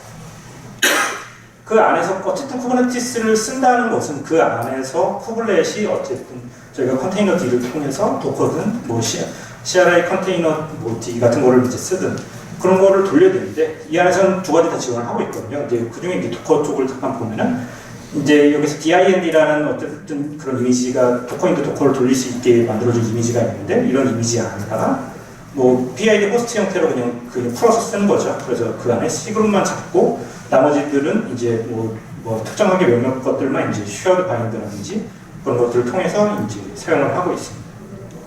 그래서 당연히 루트 프로파게이션이 돼 있어갖고 마운트 프로파게이션이 다 돼서 바깥에 있는 도커, 안에 있는 도커들에서 이제 쉐어드 되거나 바인드 될 수 있는 부분들을 처리를 하고 있다고 보시면 되고요. 그리고 이 안에서 이제 추가적으로는 뭐 도커 이미지 캐시 커먼 뭐 이런 식의 이미지를 만들어갖고 이 안에는 이 안에서 사용될 뭐 쿠브 API 서버라든지 쿠브 스케줄러, 쿠브 뭐 프록시 같은 이미지들 미리 캐시해갖고 컨테이너로 넣어놓고 안에서 도커 로드 같은 커맨드로 이미지를 로드해갖고 사용하는 식으로 이미지 자체들도 외부에서 안 땡겨오고 로컬에서 땡길 수 있는 방법으로 다 패키징하고 있다고 보시면 될 것 같습니다. 그래서 아까 사실 이거를 했을 때 결과적으로 최초에서 제일 처음에 이제 벽으로 걸리는 게 이 바인드 마운트 구조거든요.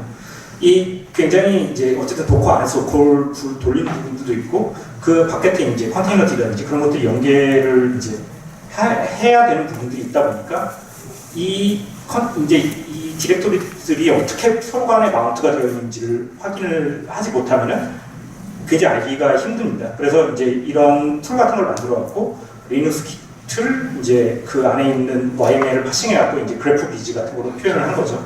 그래서 이제 커널이랑 뭐 이닛이랑 런치랑 컨테이너랑 CA의 뭐 서티피케이트를 가지고 루트FS 만든 다음에 이 안에서 뭐 예를 들면 온부트 같은 경우에는 뭐 시스 컨트롤 안에서 이런 파일을 뭐 알쉐어드나 알바인드 퍼스트로 이제 마운트를 한다든지 아니면 뭐 특정의 뭐 LRB 모듈 같은 걸 마운트를 해갖고 이거를 도커 쪽에서 DIN에 쓸 수 있게 마운트한다든지 이런 것들을 사실 돌릴 때는 하지 못하고 당연히 돌리는데 문제가 생기면 이런 것들을 참고를 해갖고 어떻게 해결해야 될지를 좀 알아가는 방향으로 지금 현재 저한테 접근을 하고 있습니다. 그래서 어쨌든 이런 툴을 통해서 이제 이 내용물들을 확인해서 이 마운트 구조를 확인하지 않으면 각각 컨테이너가 어떤 파일을 어떻게 가지고 있는지조차도 굉장히 확인하기가 처음이 힘들다고 보시면 될 것 같습니다. 그래서 이제 지금 뭐 데모를 보여드리려고 하고요. 원래는 이게 리눅스 키트 쿠버네티스 쪽의 데모인데, 여기에서는 뭐 여기다 이제 추가적으로 제가 이제 몇 가지만 넣은 건데요. 뭐 이제 저 같은 경우에 이제 보통 테스트하는 게 네트워크 쪽이라든지 뭐 이제 그런 것들 테스트하는 걸 좋아해서 뭐 실력이라든지 칼리포 같은 걸 테스트하려고 이제 지원을 했는데요. 그래서 뭐 별건 없고 이제 칼리포 쪽 YML 같은 거랑 뭐 이제 실력 같은 것들 뭐 이제 이런 것들을 넣어서 이제 이 안에서 이제 돌릴 수 있게 한 거라고 이제 보시면 될 것 같습니다. 그래서 우선 뭐 데모를 약간 보면서 설명을 드리도록 하겠습니다. 그래서 원래 지금 이게 지금 여기 이제 가까이 지금 보시면은 VM입니다. 이 맥에서 이게 띄운 건데요. 지금 여기 안에서 원래 다 부터 시작해갖고 이 배포해갖고 하는 걸 보여드리려고 했는데 지금 이 인터넷이 약간 좀 힘든 게 있더라고요. 그래서 왜냐면 여기에서 뭐 인증 같은 거를 제가 이런 것들을 쓰는데 이런 것들이 뭐 이제 IP를 뭐 1.0.0.1로 주어져갖고 뭐 사용을 하는 거라든지 왜냐면 그래야지 이제 저희가 인증 같은 걸 여기서 보통은 이제 열어갖고 이제 로그인 해야지 그 IP를 제대로 받게 해준다든지 그런 문제들이 있어서 이런 VM의 맥 어드레스 같은 걸 쓸 때 이제 제대로 뜨지 못하더라고요. 그래서 이제 그냥 아예 새로 만들지 않고 기존에 제가 이제 핸드폰 같은 걸로 이제 이 VM을 다 네트워크를 연결해서 이제 VM 다 띄운 상태로 지금 가지고 왔다고 보시면 될 것 같습니다. 그래서 그냥 우선은 그래도 이제 어쨌든 VM이 여기 떴을 때 이제 어떤 식으로 진행되는지 약간 로그를 보면서 설명을 드리면요. 여기서 우선 메이크 커맨드가 있어서 이제 뭐 이런 식으로 되어 있긴 한데 실제 메이크를 하면은 이렇게 보시면 될 것 같습니다. 그러니까 메이크라는 그 표현한 게요.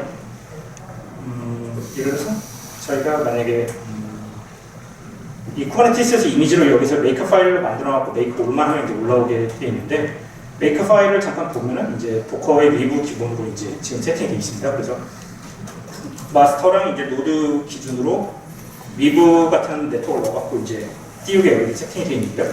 뭐 이거를 잠깐 이렇게 해서 보여드리면 예를 들어서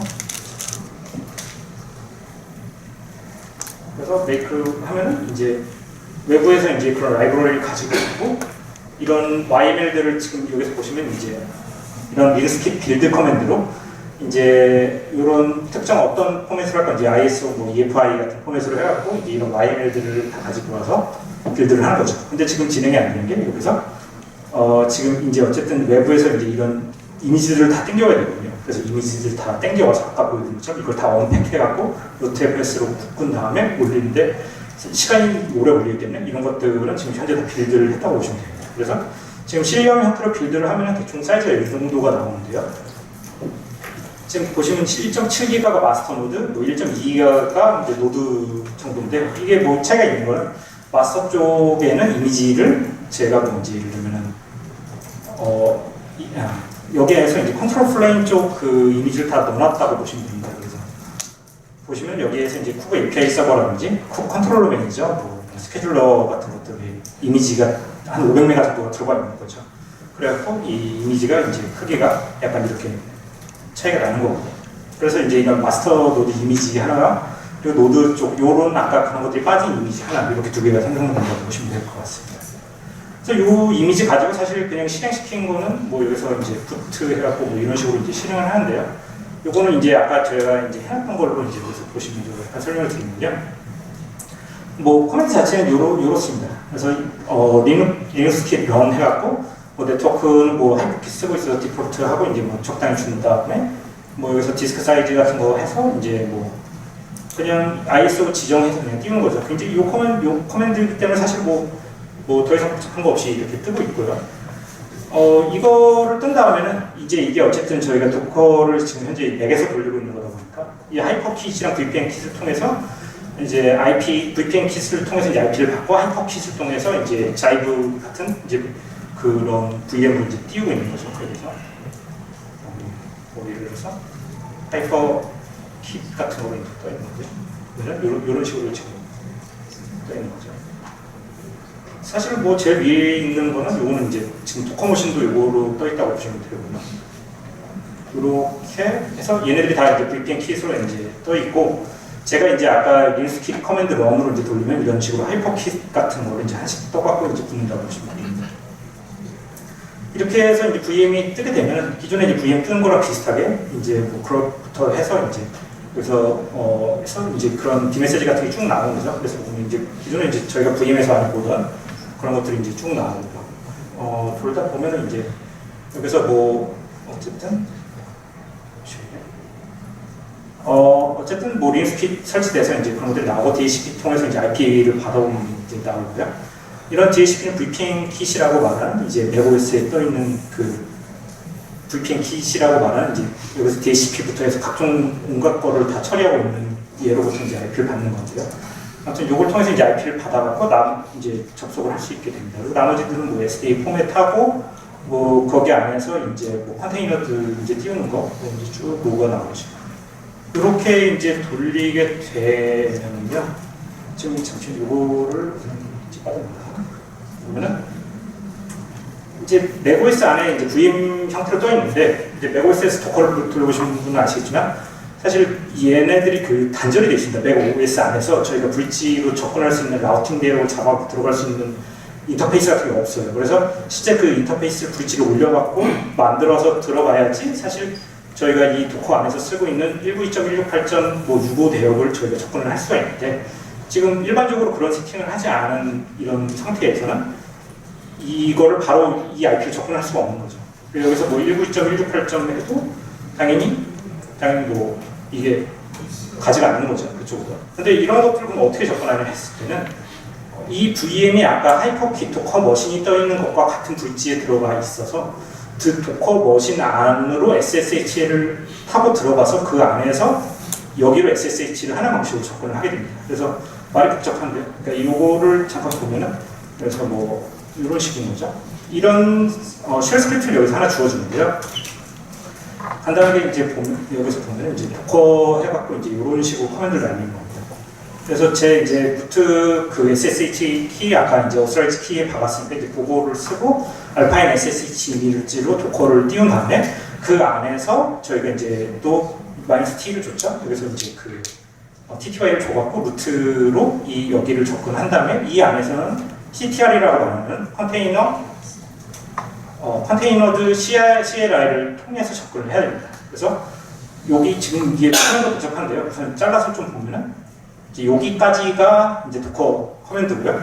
그리고 이제 여기서부터가 SSH, 그러니까 도커에 쓴 SSH 커맨드가 이 정도. 그리고 요 정도까지 되겠네요. 지금 보면 저희가 뭐 이런 것들 많이 보는 거니까요. 그리고 이 CTR이라고 말하는 건 이제 또 이 SSH 안에서 이제 또 SSH로 거기까지 들어가서 그 SSH 네임스페이스 안에서 CTR이라는 커맨드를 쓴 거죠. 그래서 CTR에서 이 서비스 리눅스 킷이라는 네임스페이스를 통해서 그 태스크 중에 하나를 TTY를 줘서 들어가는 겁니다. 그래서 쿠블렛이라고 말하는 어떤 태스크로 들어가는 아까 그 서비스 컨테이너 중에 하나인 거죠. 거기에 이제 뭐 쉘로 이제 로그인 한다라는 커맨드로 이제 들어간다고 보시면 됩니다. 근데 뭐 어쨌든 뭐 저희가 이거는 쉘 스크립트로 이 안에 그냥 돌려서 접속을 하는 거니까 그냥 우선 참고만 하고 이제 거기 쓸 수가 있는 거죠. 이렇게 복잡한 이유 자체가 이 옆에 화면은 사실 게티로 이걸 VM을 띄우면 게티로 자동으로 들어가게 되는데요. 왜냐면 저희도 아시다시피 서버들을 보통 띄우면은 그 뭐 버추얼박스라든지 그런 데서 다 이제 그 검정색 화면에 이제 쭉 글자 올라가면서 이제 마지막에 쉘이 떨어지잖아요. 그러니까 쉘이 들어가기 전에 그 패스워드 치는 것도 떨어지잖아요. 그거와 동일하게 여기도 이제 이렇게 들어갔다고 보시면 되는데요. 사실 이 게티 안에서도 근데 지금 이 게티가 아까도 서비스 컨테이너 중에 하나라고 말씀드렸는데요. 이런 것들이 다 서로가 지금 네임스페이스 안에 다 나눠져 있기 때문에 서로가 이 안에서 다른 네임스페이스를 또 참고를 할 수가 없습니다. 그러니까 네임스페이스가 사실 두 개가 있는데요. 하나는 컨테이너 D 안에서 리눅스 킷이 사용하기 위한 네임스페이스가 하나가 있고 그 안에서 태스크라고 말하는 아까 서비스 컨테이너들이 있는데 그 컨테이너들을 각각이 여기서 태스크라고 말해서 그 태스크인 네임스페이스가 또 있습니다. 그래서 이 커맨드가 여기서 아까 CTR하고 네임스페이스를 하나 준 다음에 이 안에서 테스트 EXC를 통해서 TTY를 주고 이 또 다른 쿠블렛이라고 말하는 네임스페이스 안으로 여기서 들어가는 거죠. 그러니까 결과적으로 이 구문 하나가 이 맥에서 도커 머신인 SSH 도커로 들어간 다음에 그 SSH 도커에서 이 VM으로 들어가고 그 VM 네임스페이스인 하나 중인 서비스 리눅스 네임스페이스 중에서 그 태스크 중에 하나인 쿠블렛으로 로그인을 한 거죠. 그렇게 되면은 이제 저희가 이제 이 VM 안에서 이제 그 아까 그 그림 여기 있는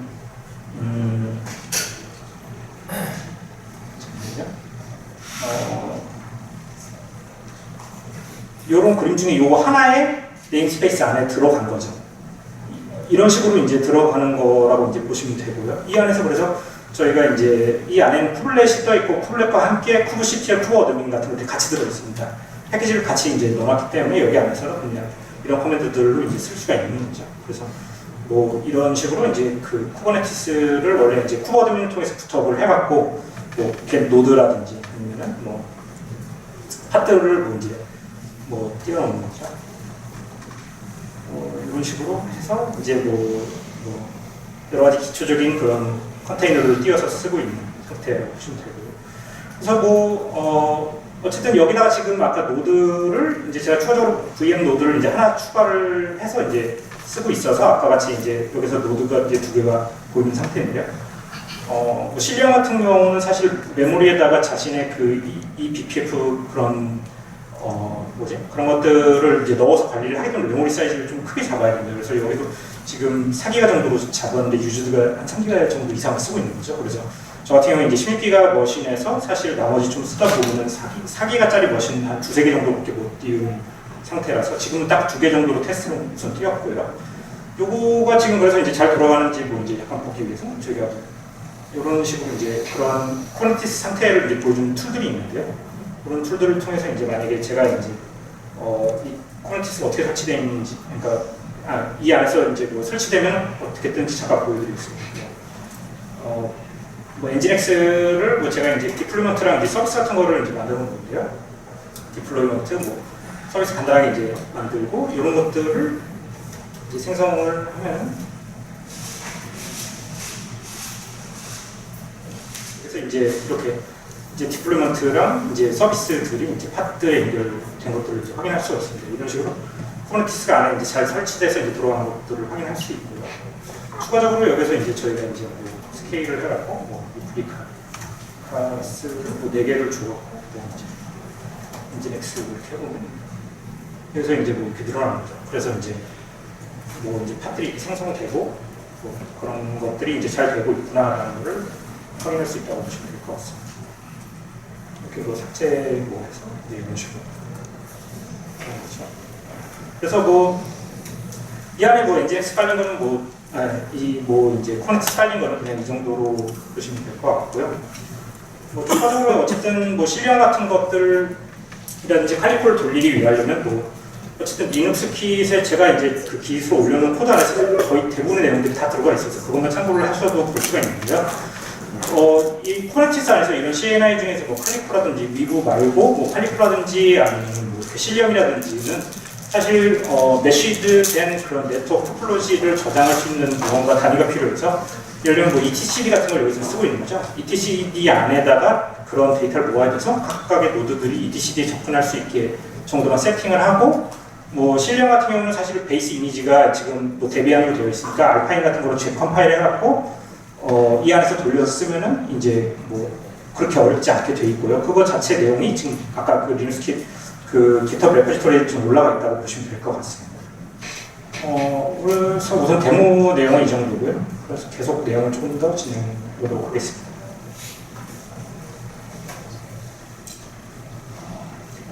뭐 예전에 만들어서 올린 것도 뭐 여기 이거 그 뭐지 거기 뭐 아스키 시네마 이런 데다 올려놓은 게 있었는데 이거 참고해서 보시면 또 도움이 될 수 있을 것 같고요.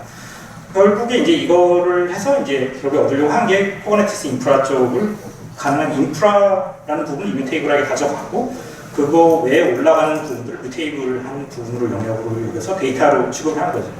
되게 이런 것들을 생각을 하면서 아직까지도 이제 그런 경계선 중에 사실 쿠버네티스가 인프라인가라는 생각을 사실 많이 하게 되거든요. 왜냐면은 쿠버네티스 자체에 사실은 네트워크가 뮤테이블한가 이뮤테이블한가라는 생각을 굉장히 많이 하는데 사실 네트워크는 굉장히 뮤테이블하다고 볼 수가 있거든요. 그걸 스틱하게 뭔가 가지고 있을 수 있는 정보가 아닌 거죠. 그래서 그러면 쿠버네티스 인프라를 뮤테이블하게 가져가는 건 그 네트워크 아래 부분, 결국에 남는 거는 컨테이너와 쿠블렛이라든지 그런 패키지들 정도만 남는 거죠. 그래서 지금도 이제 그런 리눅스 킷으로 이제 이걸 돌리다 보면은 이런 부분들까지 이뮤테이블하게 이제 가져가고 나머지 부분들이 변경이 잘 되는 데이터라고 이제 생각을 할 수가 있게 됩니다. 그래서 마지막으로 이제 지금 뭐 리눅스 킷을 관리를 할 때 이제 좀 더 이걸 간편하게 어떻게 하면 할 수 있을까에 대한 얘기인데요. 이거를 저희가 어쨌든 쿠버 어드민을 써갖고 이제 노드 추가하고 이제부터 할 때 보면은 대충 뭐 한 세 가지 케이스 정도로 나눠지거든요. 마스터, 첫 번째 마스터는 쿠버 어드민 이닉 같은 거로 이제 띄우면은 이 안에서 얘가 이제 CA 뭐 서티피케이트 같은 걸 만들고 API 서버에서 쓸 뭐 서티피케이트 같은 거, 이제 프라이빗 키 같은 거 다 생성을 하고, 만약에 여기다 마스터를 HA를 하기 위해서 이제 추가를 한다 치면 아까 C 서티피케이션만 가지고 와서 쿠버 어드민 이닉 같은 걸 띄워주면은 마스터 HA 시킬 수가 간단하게 시킬 수가 있습니다. 그리고 여기다 이제 추가적으로 위에서 이제 생성했을 때 이닛 할 때 나오는 토큰이라든지 아니면 뭐 그런 것들 값으로 쿠버 어드민 조인 같은 걸 노드들은 계속적으로 이제 추가를 할 수가 있는 거죠. 지운 거는 뭐 보통은 이제 많이 운영을 해보시면 나오는 것들인데요. 이제 뭐 kubectl 드레인 해갖고 이제 그 안에 있는 뭐 데모 세트를 제외한 나머지 데이터를 이렇게 다 지워내고, 리인스킥 같은 경우는 사실 빠져나오는 것이 뭐 따로 특별히 없어서 그 안에서 파워오프 F-X 같은 걸로 이제 그냥 VM을 종료시키는 거죠. 그리고 이제 VM을 이제 뭐 이런 커맨드를 이제 지워서 노드를 지우는 식으로 처리를 합니다. 그래서 여기서 이제 아까 말하려고 했던 첫 번째 아까 초반의 그림 중에 이뮤테이블하고 뮤테이블 하는 것들의 관리 중에서 가장 중요한, 어쨌든 추가랑 삭제라는 부분을 굉장히 간소화시키려고 하는 거죠, 최대한. 이런 식으로 적은 공수로 이제 관리를 할 수가 있으려면 근데 가장 중요한 부분이 사실 생성보다도 그 안에 들어가 있는 팟들의 삭제일 수밖에 없습니다. 너무 당연한 거죠. 왜냐면 그 안에 들어가 있는 것들이 생성이 될 때는 대부분 다 개발자부터 시작해서 마이그레이션 코드를 넣는다든지 자신이 관리할 뭐 포트를 뭐 이제 부탁하기 전에 워밍업을 하고 뭐 그런 것들을 다 집어넣어서 관리를 신경 써서 하지만, 사실 터미네이션은 보통은 저희 쪽에서 뭐 운영을 한다든지 그런 쪽에서 레벨에서 보지 않으면 사실 잘 알기가 좀 힘든 부분들도 많이 있거든요. 왜냐면은 뭐 우선 디버깅 하는 것들도 굉장히 제약적이고요. 그래서 어쨌든 이런 것들을 할 때 이제 여기서 터미네이션에 대한 가이드가 되게 구글 쪽에서 잘 작성을 한 게 있어서 이런 부분들을 참고를 하시면 좋은데요. 뭐 우선 뭐 서비스 같은 데서 빼서 뭐 엔드포인트 같은 데에서 저희가 이제 우선 제거를 해서 안전하게 더 이상의 세션이 못 들어오게 한다든지, 그 다음에 이제 프리스탑 훅 같은 게 정리가 돼 있으면 그 어플리케이션 터미네이션 시키기 전에 훅을 실행시켜서 뭔가 안전하게 뭐 하는 작업을 추가하고, 보통은 시그텀 같은 -7-15 같은 그런 터미널 시그널을 날려갖고 그 팟을 안전하게 종료시키려고 시도를 한 거죠. 근데 만약에 이런 것들이 잘 안 된다고 하면은 그 팟 자체에 떠 있는 컨테이너가 사실 뭐 EXC 같이 이제 쉘에 그 PID 1번으로 잘 안 떠 있는 케이스들, 뭐 예를 들면 쉘 -C 같은 걸로 이제 SH-C 같은 걸로 이제 스크립트를 형태로 띄운다든지, 그러면 그 스크립트 앞에 첫 번째 스크립트가 다 이런 시그널 터미널링 하는 것들을 다 먹어버리기 때문에 그런 것들을 잘 처리하는 이제 그 TIN이라고 읽어야 되는지 모르겠어요. TINI 같은 툴스를 써서 이 쉘 이제 그런 시그널을 잘 전송할 수 있게 이제 세팅을 한다든지, 이런 것들이 다 되면은 이제 그레이스풀하게 이제 뭐 이렇게도 했는데도 그레이스풀하게 안 되어 있으면 기본적으로 아마 30초로 세팅이 되어 있는데 30초 이후에 -9가 날아가는 거죠. 그러니까 킬이 날려서 그 팟을 지우는 형태로 되어 있기 때문에 저희가 이제 어쨌든 이 앞서 이제 한 두 가지 정도에서 유저 어플리케이션이 항상 잘 터미네이션 될 수 있게 체크를 해줘서 저희가 언제든지 노드를 빼더라도 문제들이 없을 수 있는 상태로 최대한 만들어야 된다고 생각합니다. 이런 거 외에도 이제 쿠버네티스 업그레이드는 사실 굉장히 업그레이드도 간단한데요. 보통 컨트롤 플레인 쪽 API 컨트롤러 스케줄러라고 말하는 스태틱 팟들인데, 이거를 이제 그냥 하나씩 파일을 고치면 스태틱 팟이기 때문에 바로 쿠버네티스에서 업그레이드된 팟들을 띄워주는 형태로도 할 수가 있고요. 아니면 뭐 그게 쿠버 어드민 어플라이랑 좀 비슷한 거죠. 이제 그런 거 외에 어쨌든 이런 리눅스 같은 이미지 방식에서는 그냥 새로운 마스터를 그냥 추가를 하는 식으로 작업을 하죠. 마스터 추가하고 예전부 빼고. 그리고 노드 에이전트도 업그레이드를 각각을 해야 되니까 이런 쿠블렛 같은 에이전트들은 그냥 새로운 노드를 추가 기존의 노드를 다 제거하는 식으로 작업을 한다고 보시면 될 것 같습니다. 근데 지금 이것조차도 복잡해서 이걸 더 단순화시키기 위한 방법 같은 거는 셀프 호스팅 같은 방법인데요. 셀프 호스팅이라고 말하는 거는 뭐 이제 오픈스택 같은 데도 있었고 이제 그런데 오픈스택으로 따지면 그냥 하이퍼바이저만 있는 거죠. 여기서도 이제 쿠버네티스 안에서도 마스터 노드가 없고 그냥 노드만 있는 거고. 그리고 그러면 그 마스터 노드에 있던 스틱 파트는 어떻게 되느냐 했을 때 이런 것들을 다 디플로이먼트라든지 데몬스에서 바꾸는 거죠. 오픈스택에서도 비슷하게 오픈스택 노바 API 같은 걸 최초에는 노바 API 뭐 컨트롤러 그런 것들을 띄워서 관리를 하다가 노바 API 자체를 VM으로 그 컴퓨터 노드 위에서 돌려서 관리를 시킬 수도 있는 거죠. 그렇게 되면은 장점이라고 할 수 있는 거는 어쨌든 그 컴퓨터 노드만 남는 거니까요. 그 안에서는 API 뭐 그런 것들은 관리가 단순해진 거죠. 쿠버네티스에서도 그거랑 비슷하게 파 때문에 이제 쿠버 마스터가 독립적인 독특한 일을 해야 되는 걸 막기 위해서 얘네들은 이제 디플로이먼트 데모셋 같은 형태로 이제 관리를 하려고 하는 거죠. 그렇게 해서 더 노드 관리 클러스터 라이프 사이클을 굉장히 단순화시키려고 하는 거죠. 왜냐면 디플로이먼트 데모셋들은 다 그냥 롤링 업데이트를 한다든지 아니면 저희가 업데이트 할 수 있는 방법이 여러 가지가 있으니까. 그래서 이런 커맨드는 지금 알파 스테이지로 이제 셀프 호스팅이 지금 쿠버 어드민에서 가능한 상태이고요. 이런 것들을 간략하게 이 밑에 있는 이제 링크를 따라서 보시면 자세히 설명이 되어 있고요. 코어S 쪽에서 이걸 진행을 하고 있거든요. 근데 이걸 보시면 이제 쿠블렛은 원래 etcd 외에 이제 부트큐브라고 하는 되게 간단한 이런 것들을 하나를 넣어서 이 안에서 스태틱 팟을 띄워주는 거죠. 그래서 이게 어쨌든 셀프 호스팅 같은 문제는 저희가 흔히 이제 닭과 달걀의 문제 같은 거라고 이제 표현을 하잖아요. 뭐 예를 들어서 닭이 먼저인지 달걀이 먼저인지 모르는 거니까. 근데 그거 중에서 부트큐브 같은 녀석이 스태틱한 무언가의 하나의 시점을 만들어 줌으로써 이 스태틱 팟에서 그래서 임시적으로 쿠버네티스 API를 서비스할 수 있게 해주는 거죠. 그래서 API 스케줄러 컨트롤을 여기서 띄워서 서비스를 하고 이게 잘 올라오면 이거 기준으로 etcd에 연결을 해갖고 쿠버네티스 안에서 셀프 호스티드 된 디플로이먼트, 데모셋 형태의 API 서버 그리고 스케줄 컨트롤러 매니저들을 띄우게 되는 거죠. 그렇게 된다면 이제 필요가 없어지면 이 부트큐브랑 이제 그런 부분, 나머지 부분을 이제 내려버린다고 생각하시면 됩니다. 그러면 결국에 마스터 노드는 없이 셀프 호스티드 된 이런 데모셋과 디플로이먼트들만 남게 되는 거죠. 근데 이런 것들을 하게 되면 결국에 이제 업그레이드라든지 뭐 DGS 리커버리 같은 걸 어떻게 하냐라고 했을 때 이런 스태틱 팟, 그러니까 컨트롤 플레인의 헬스가 안 좋을 때 부트큐브를 통해서 스태틱 팟을 띄워주는 데몬이 따로 또 존재합니다. 이걸 이름 까먹었는데요. 아무튼 그런 팟들을 띄워갖고 얘네들이 스태틱 팟을 띄움으로써 만약에 API 서버가 다 내려가더라도 그런 API 서버로 호스팅을 할 수 있게 이제 해준다고 보시면 될 것 같고요. 이런 것들이 적용이 되면 이제 되게 단순해지는데 노드를 추가할 때 마스터들은 사실 기존 노드 중에 하나 잡아갖고 그냥 라벨을 붙이면 마스터가 되는 겁니다. 왜냐면 모든 노드에는 부트큐브가 들어가는 거거든요. 이런 형태에서.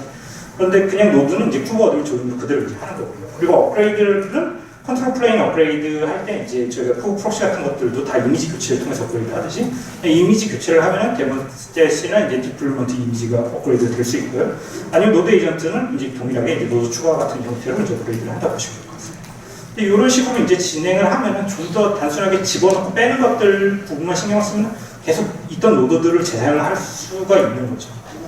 결국에 그래서 이제 뭐 앱들은 계속 터미네이션 돼서 다른 노드로 들어가게 되고 그런 저희가 리눅스 킷으로 만들어진 이런 VM들도 이제 서비스 아웃돼서 다시 서비스 2로 들어가서 계속 이 상태를 유지하면서 업그레이드가 되고 이제 캐터필트처럼 돌아가게 되는 형태라고 이제 보시면 될 것 같습니다. 이렇게 됐을 때 결국에 마지막으로 다시 또 생각을 해보면 그럼 쿠버네티스 자체가 이미테이블 한가에 대해 생각을 합니다. 왜냐면 이거 자체들이 계속 공수가 들어가면 그 안에 있는 데이터들도 지저분하게 되고 계속 이제 어쨌든 오래 관리 포인트를 가져가게 되면은 업그레이드를 여러 번 하게 되면 결국에 이전의 찌꺼기들이 남을 수밖에 없으니까요. 이거를 결국에 없애려면 다시 다른 쿠버네티스를 만들어서 그거를 거기로 다시 또 이제 데이터를 다시 또 옮기는 거죠. 근데 그거를 데이터를 마이그레이션을 해서 카피해서 넣는 게 아니라 싱크하는 거죠. 그래서 그 지금 오래된 쿠버네티스 클러스터의 최신 상태인 앱을 새로운 쿠버네티스의 최신 상태로 넣는 거죠. 그러면 새로운 쿠버네티스는 어쨌든 옛날 상태의 뭔가 데이터들은 없이 사실 그냥 새로운 클러스터가 되는 겁니다. 근데 이런 것들을 이제 저희가 페더레이션이라든지 그런 방법들을 통해서 이제 어쨌든 파드를 싱크해서 해결을 하려고 이제 생각을 하는 거죠. 우선 그렇게 이제 해서 이제 옛날 쿠버네티스 클러스터를 지우고 다시 새로운 클러스터를 또 만들고 그런 걸로 이제 넘어가는 방법으로 생각하고 있습니다. 네, 그래서 발표는 여기까지고요. 지금 시간이 한 30분 남았습니다. 30분 남았습니다. 아무튼 네, 질문 있으면 부탁드리겠습니다. 네.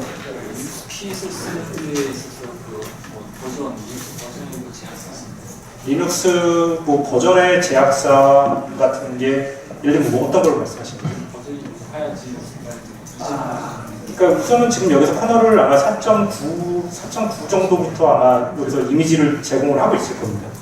그래서 뭐 예를 들면은 잠시만요.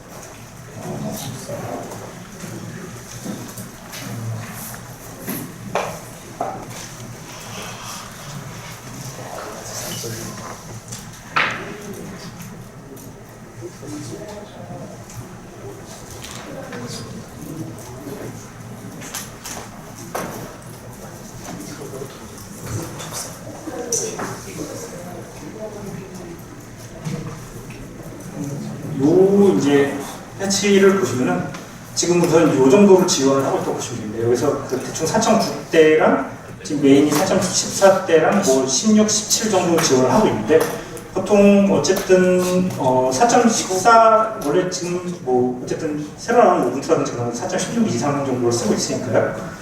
우선은 요 정도가 잘 되고 저 같은 경우도 사실 근데 이게 모든 커널이 잘 되진 않거든요. 직접 돌려봐야지 알 수 있고 저희가 그 안에서 뭘 쓰느냐에 따라서 다르고 뭐 VXLAN을 쓰거나 뭐 그런 거에 대해서 사용성이 다른데 뭐 4. 지금 저 같은 경우에 4.9 버전이나 아니면 4.14대 정도를 지금 많이 쓰고 있는 상태입니다. 그래서 뭐 우선 더 이 내용을 안에 보시면 사실은 그런 것들 다 저희가 뭐 K-컴피그 해갖고 다 커널 패치들을 할 수 있게 잘 되어 있습니다. 왜냐면 또 이쪽에 그 리눅스 케이스에서 관리하고 있는 커널 쪽 그 GitHub 레포지토리가 되어 있거든요. 근데 그쪽에서 자세한 내용을 더 볼 수 있을 것 같습니다. 네, 혹시 또 다른 질문 있으시면? 네. 제가 아까 이해부터 그 리눅스 킷으로 해가지고 워크로뿐만 아니라 그 마스터 가이드 같은 프로그램을 하셨는데요. 네. 그 이후에 또 코버 등이 있잖아요. 그걸 필요하다고 하셨는데 코버 등을 필요한 이유가 컨피그레이션 플레이라든지 스테이션 만들기 위한 그래서 사실 리눅스 킷으로 올리는 그 이미테이블 한 부분은 그 쿠블렛과 도커 그런 컨테이너 농역까지는 있고 쿠브 어드민 커맨드를 통해서 사실 다른 팟들과 이제 조인되거나 아니면 이닛하고 있다고 보시면 될 것 같습니다. 그래서 실제 제가 이제 아까 여기서 붓업을 한 다음에 보여드리지 못한 부분들이 사실 원래 붓업을 하고 이제 쿠버네티스 어드민 커맨드를 통해서 여기서 이닛하고 다른 이제 VM들을 띄우면서 여기에 조인할 수 있는 형태로 이제 사용을 하고 있다고 보시면 될 것 같습니다. 다른 리눅스 킷이 아니라 네. VM으로 조인을 시킨다고요? 아니요, 다 리눅스 킷 이미지로 하고 있습니다. 왜냐면 여기서 뭐 예를 들어서 뭐 잠시만요. 여기서 뭐 예를 들어서 지금 코멘트가 나와 있는 게 없는데 그 보통 저희가 쿠브 어드민 같은 걸 쓰면은 여기서 예를 들어서 여기 코멘트가 나와 있는 게 없는데 보통 이제 여기서 조인할 수 있게 예를 들면 토큰이라든지 그 IP라든지 그런 값을 주는 거를 이제 그 다른 노드를 띄울 수 있는 노드 같은데 이제 임재 값을 주면은 여기서 이제 메타데이터로 그걸 받아서 읽어서 이제 붓업할 때 그 값을 통해서 이제 조인을 하고 있다고 보시면 될 것 같습니다. 네. 그 리눅스 킷이 아까 하이퍼 킷 위에서 돌아가는 네, 맞습니다. 그 하이퍼 킷이 기존의 VM처럼 하이퍼 바이저라는 역할을 네, 그렇다고 보시면 될 것 같습니다. 실제 이제 그러면 여기서 돌아가는 그 컨테이너가 네. 이제 배포를 해줘서 쿠버 ADM을 돌리는 이런 구조라고 그러니까 하이퍼 킷이 VM이고요. 네. 그 안에 아까 리눅스 킷으로 만든 이미지가 통해서 배포가 돼서 그 VM이 올라오고 그 안에서 이제 쿠버 어드민 커맨드 같은 것들을 통해서 이제 여기서 이제 조인하고 그렇죠. 그래서 사실 쿠버 어드민 이후부터는 다른 VM들을 저희가 만약에 VM으로 쿠버네티스를 깔았다 했을 때도 사실 뭐 쿠블렛, 뭐 쿠버 어드민, 쿠버 시트 같은 것들 패키지를 깔아서 VM들을 띄운 다음에 각각 뭐 이닛하고 조인하고 하는 과정이잖아요. 근데 거기서부터는 다 그냥 약간 동일하다고 보시면 될 것 같습니다. 근데 다만 그런 거를 이제 여기에서 이제 몇 가지 그냥 메타데이터로 처리할 수 있게 몇 가지 그냥 이런 부분을 해준 거고 사실 그냥 이런 VM을 그냥 띄운 다음에 쿠버 어드민 조인 그런 식으로 쳐서 작업을 해도 똑같이 진행이 된다고 보시면 될 것 같습니다.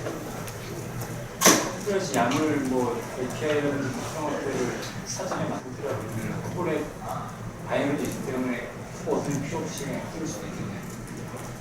쿠버 어드민 없이 당연히 띄울 수도 있습니다. 그냥 저희가 보통 뭐 이렇게 여기서 어쨌든 쿠버 어드민이 결국에 하는 일 자체가 그리고 웹에서 이미지 뭐 이렇게 땡겨오거나 그리고 이제 CSR 만들어갖고 그러니까 서티피케이트 만들고 뭐 그 서티피케이트 내용으로 이제 뭐 이제 몇 가지 띄우고 그런 역할들을 저희가 만약에 손으로 한다면은 쿠버 어드민 없이 그냥 할 수 있다고 보시면 될 것 같습니다. 그냥 쿠버 어드민은 그냥 편하게 하려고 하는 거라고 보시면 됩니다. 네. 그 리눅스 킷 얘기를 들어보니 가상머신하고 컨테이너의 중간쯤 되는 컨셉으로 설계가 잘 돼 있는 것 같은데요. 봤을 때 그 접근성이 좀 높아 보이긴 하거든요. 좀 리눅스에 대해서도 잘 알아야 할 것 같고 네. 이게 보시기에 좀 범용화 될 수 있다라고 생각이 드시나요? 지금 보시면 아시겠지만 범용화 되는 건 우선은 시간이 더 들어갈 것 같아요. 사실 왜냐면은 그러니까 아까 같은 경우도 저희가 사실 이해하기가 굉장히 처음에는 어렵거든요. 이제 마운트되는 구조들부터 시작해서 그런데 사실은 이제 어쨌든 저희가 예를 들면 센토스라든지 뭐 운투에서도 처음부터 클라우드 이미지를 제공하지는 않았었잖아요. 예전에 안 했었지 않습니까? 그러니까 근데 그러고 나서 이제 좀 지났을 때 저희가 클라우드 이닛 같은 것들이 들어있는 클라우드 이미지 만들어서 제공하듯이 쿠버네티스에서도 초반에는 뭐 어쨌든 이런 것들이 지금 굉장히 심하게 이터레이션 되면서 개발되고 있는 상태니까 좀 지나면 이런 것들이 패키지로 돼서 그냥 VM으로 띄워서 쓸 수 있게 나오지 않을까 싶습니다. 네. 예전에 이제 같은 경우는 KVM 위에서 VM을 띄워서 이렇게 쿠버네티스를 설치하다 보니까 그 버추얼 머신에 이제 붙어있는 드라이버 같은 게 다 버트아이오 형태로 이제 붙어서 그런 게 좀 성능이 떨어지는 이유인데 그 하이퍼 킷으로 구성을 했을 때 실제 그 서비스하는 데 성능을 줄만한 그런 요소가 있을까요? 하이퍼킷은 사실 그냥 장난감이라고 보시면 될 것 같습니다. 이걸 그냥 맥 안에서 이렇게 퍼포먼스는 좀 그냥 생각 안 하시기 좋습니다. 왜냐면 이게 맥 안에서는 거의 쓰고요. 그러니까 아까 VPN 킷 같은 걸 통해서 네트워크를 관리를 하고 있는데 그 VPN 킷이 사실 DHCP부터 해서 그런 대충 스위치 같은 기능들이 각각이 많이 들어있거든요. 근데 그거 자체가 사실 성능이 그렇게 좋지가 않습니다. 그래서 하이퍼킷으로 하는 거는 그렇다고 보시면 될 것 같고요. 이 리눅스 킷으로 어쨌든 빌드한 이미지를 저희가 VM으로 만들어서 할 수도 있지만 이거 자체를 사실 아까 PXE 같은 걸로도 서빙할 수 있거든요. 그래서 그렇게 하면 PM으로 띄울 수 있고 만약에 이런 데서 작업을 하면 보통 이제 그런 드라이버들이 저희가 예전에 커널에서 뭐 C로 작성되었다면 그걸 이제 고램으로 다시 컴파일을 해갖고 이제 다시 만들어주는 식으로 이런 데서 넣고 있다고 보시면 됩니다. 근데 보통 아직까지는 어쨌든 되게 제너럴한 솔루션이 아닌 각각의 뭔가 어떤 드라이브 스페시픽한 그런 것들은 별로 나온 상태는 없다고 보시면 됩니다. 범용적인 호스트에서는 다 쓰기 어려울 수도 있겠네요. 네. 오케이. 그러니까 일반 호스트 머신마다 그 제공되는 드라이버가 네. 각자 좀 다를 텐데 그런 거에 대한 적용이 잘 안 될 수도 이게 적용이 잘 안 될 거라고 거의 확신합니다. 사실 그러니까 VM 같이 저희가 한 레이어가 추상화되어 있는 상태에서 그런 거를 뭐 이렇게 바로 이제 뭐 PCI 뭐 그런 식으로 이렇게 바로 쓰는 케이스가 아닌 대부분의 경우 어쨌든 VM이 한 레이어를 추상화해주고 있기 때문에 안전하게 이런 것도 돌아가는데 만약 PM에 붙여갖고 쓰면은 그런 가까이 케이스들이 분명히 발생하고 그거를 해결하지 않으면 쓰기 힘든 부분들이 분명히 있을 겁니다. 혹시 또 질문 없으시면 마치도록 하겠습니다. 네. 오랜 시간 동안 들어주셔서 감사합니다. 네.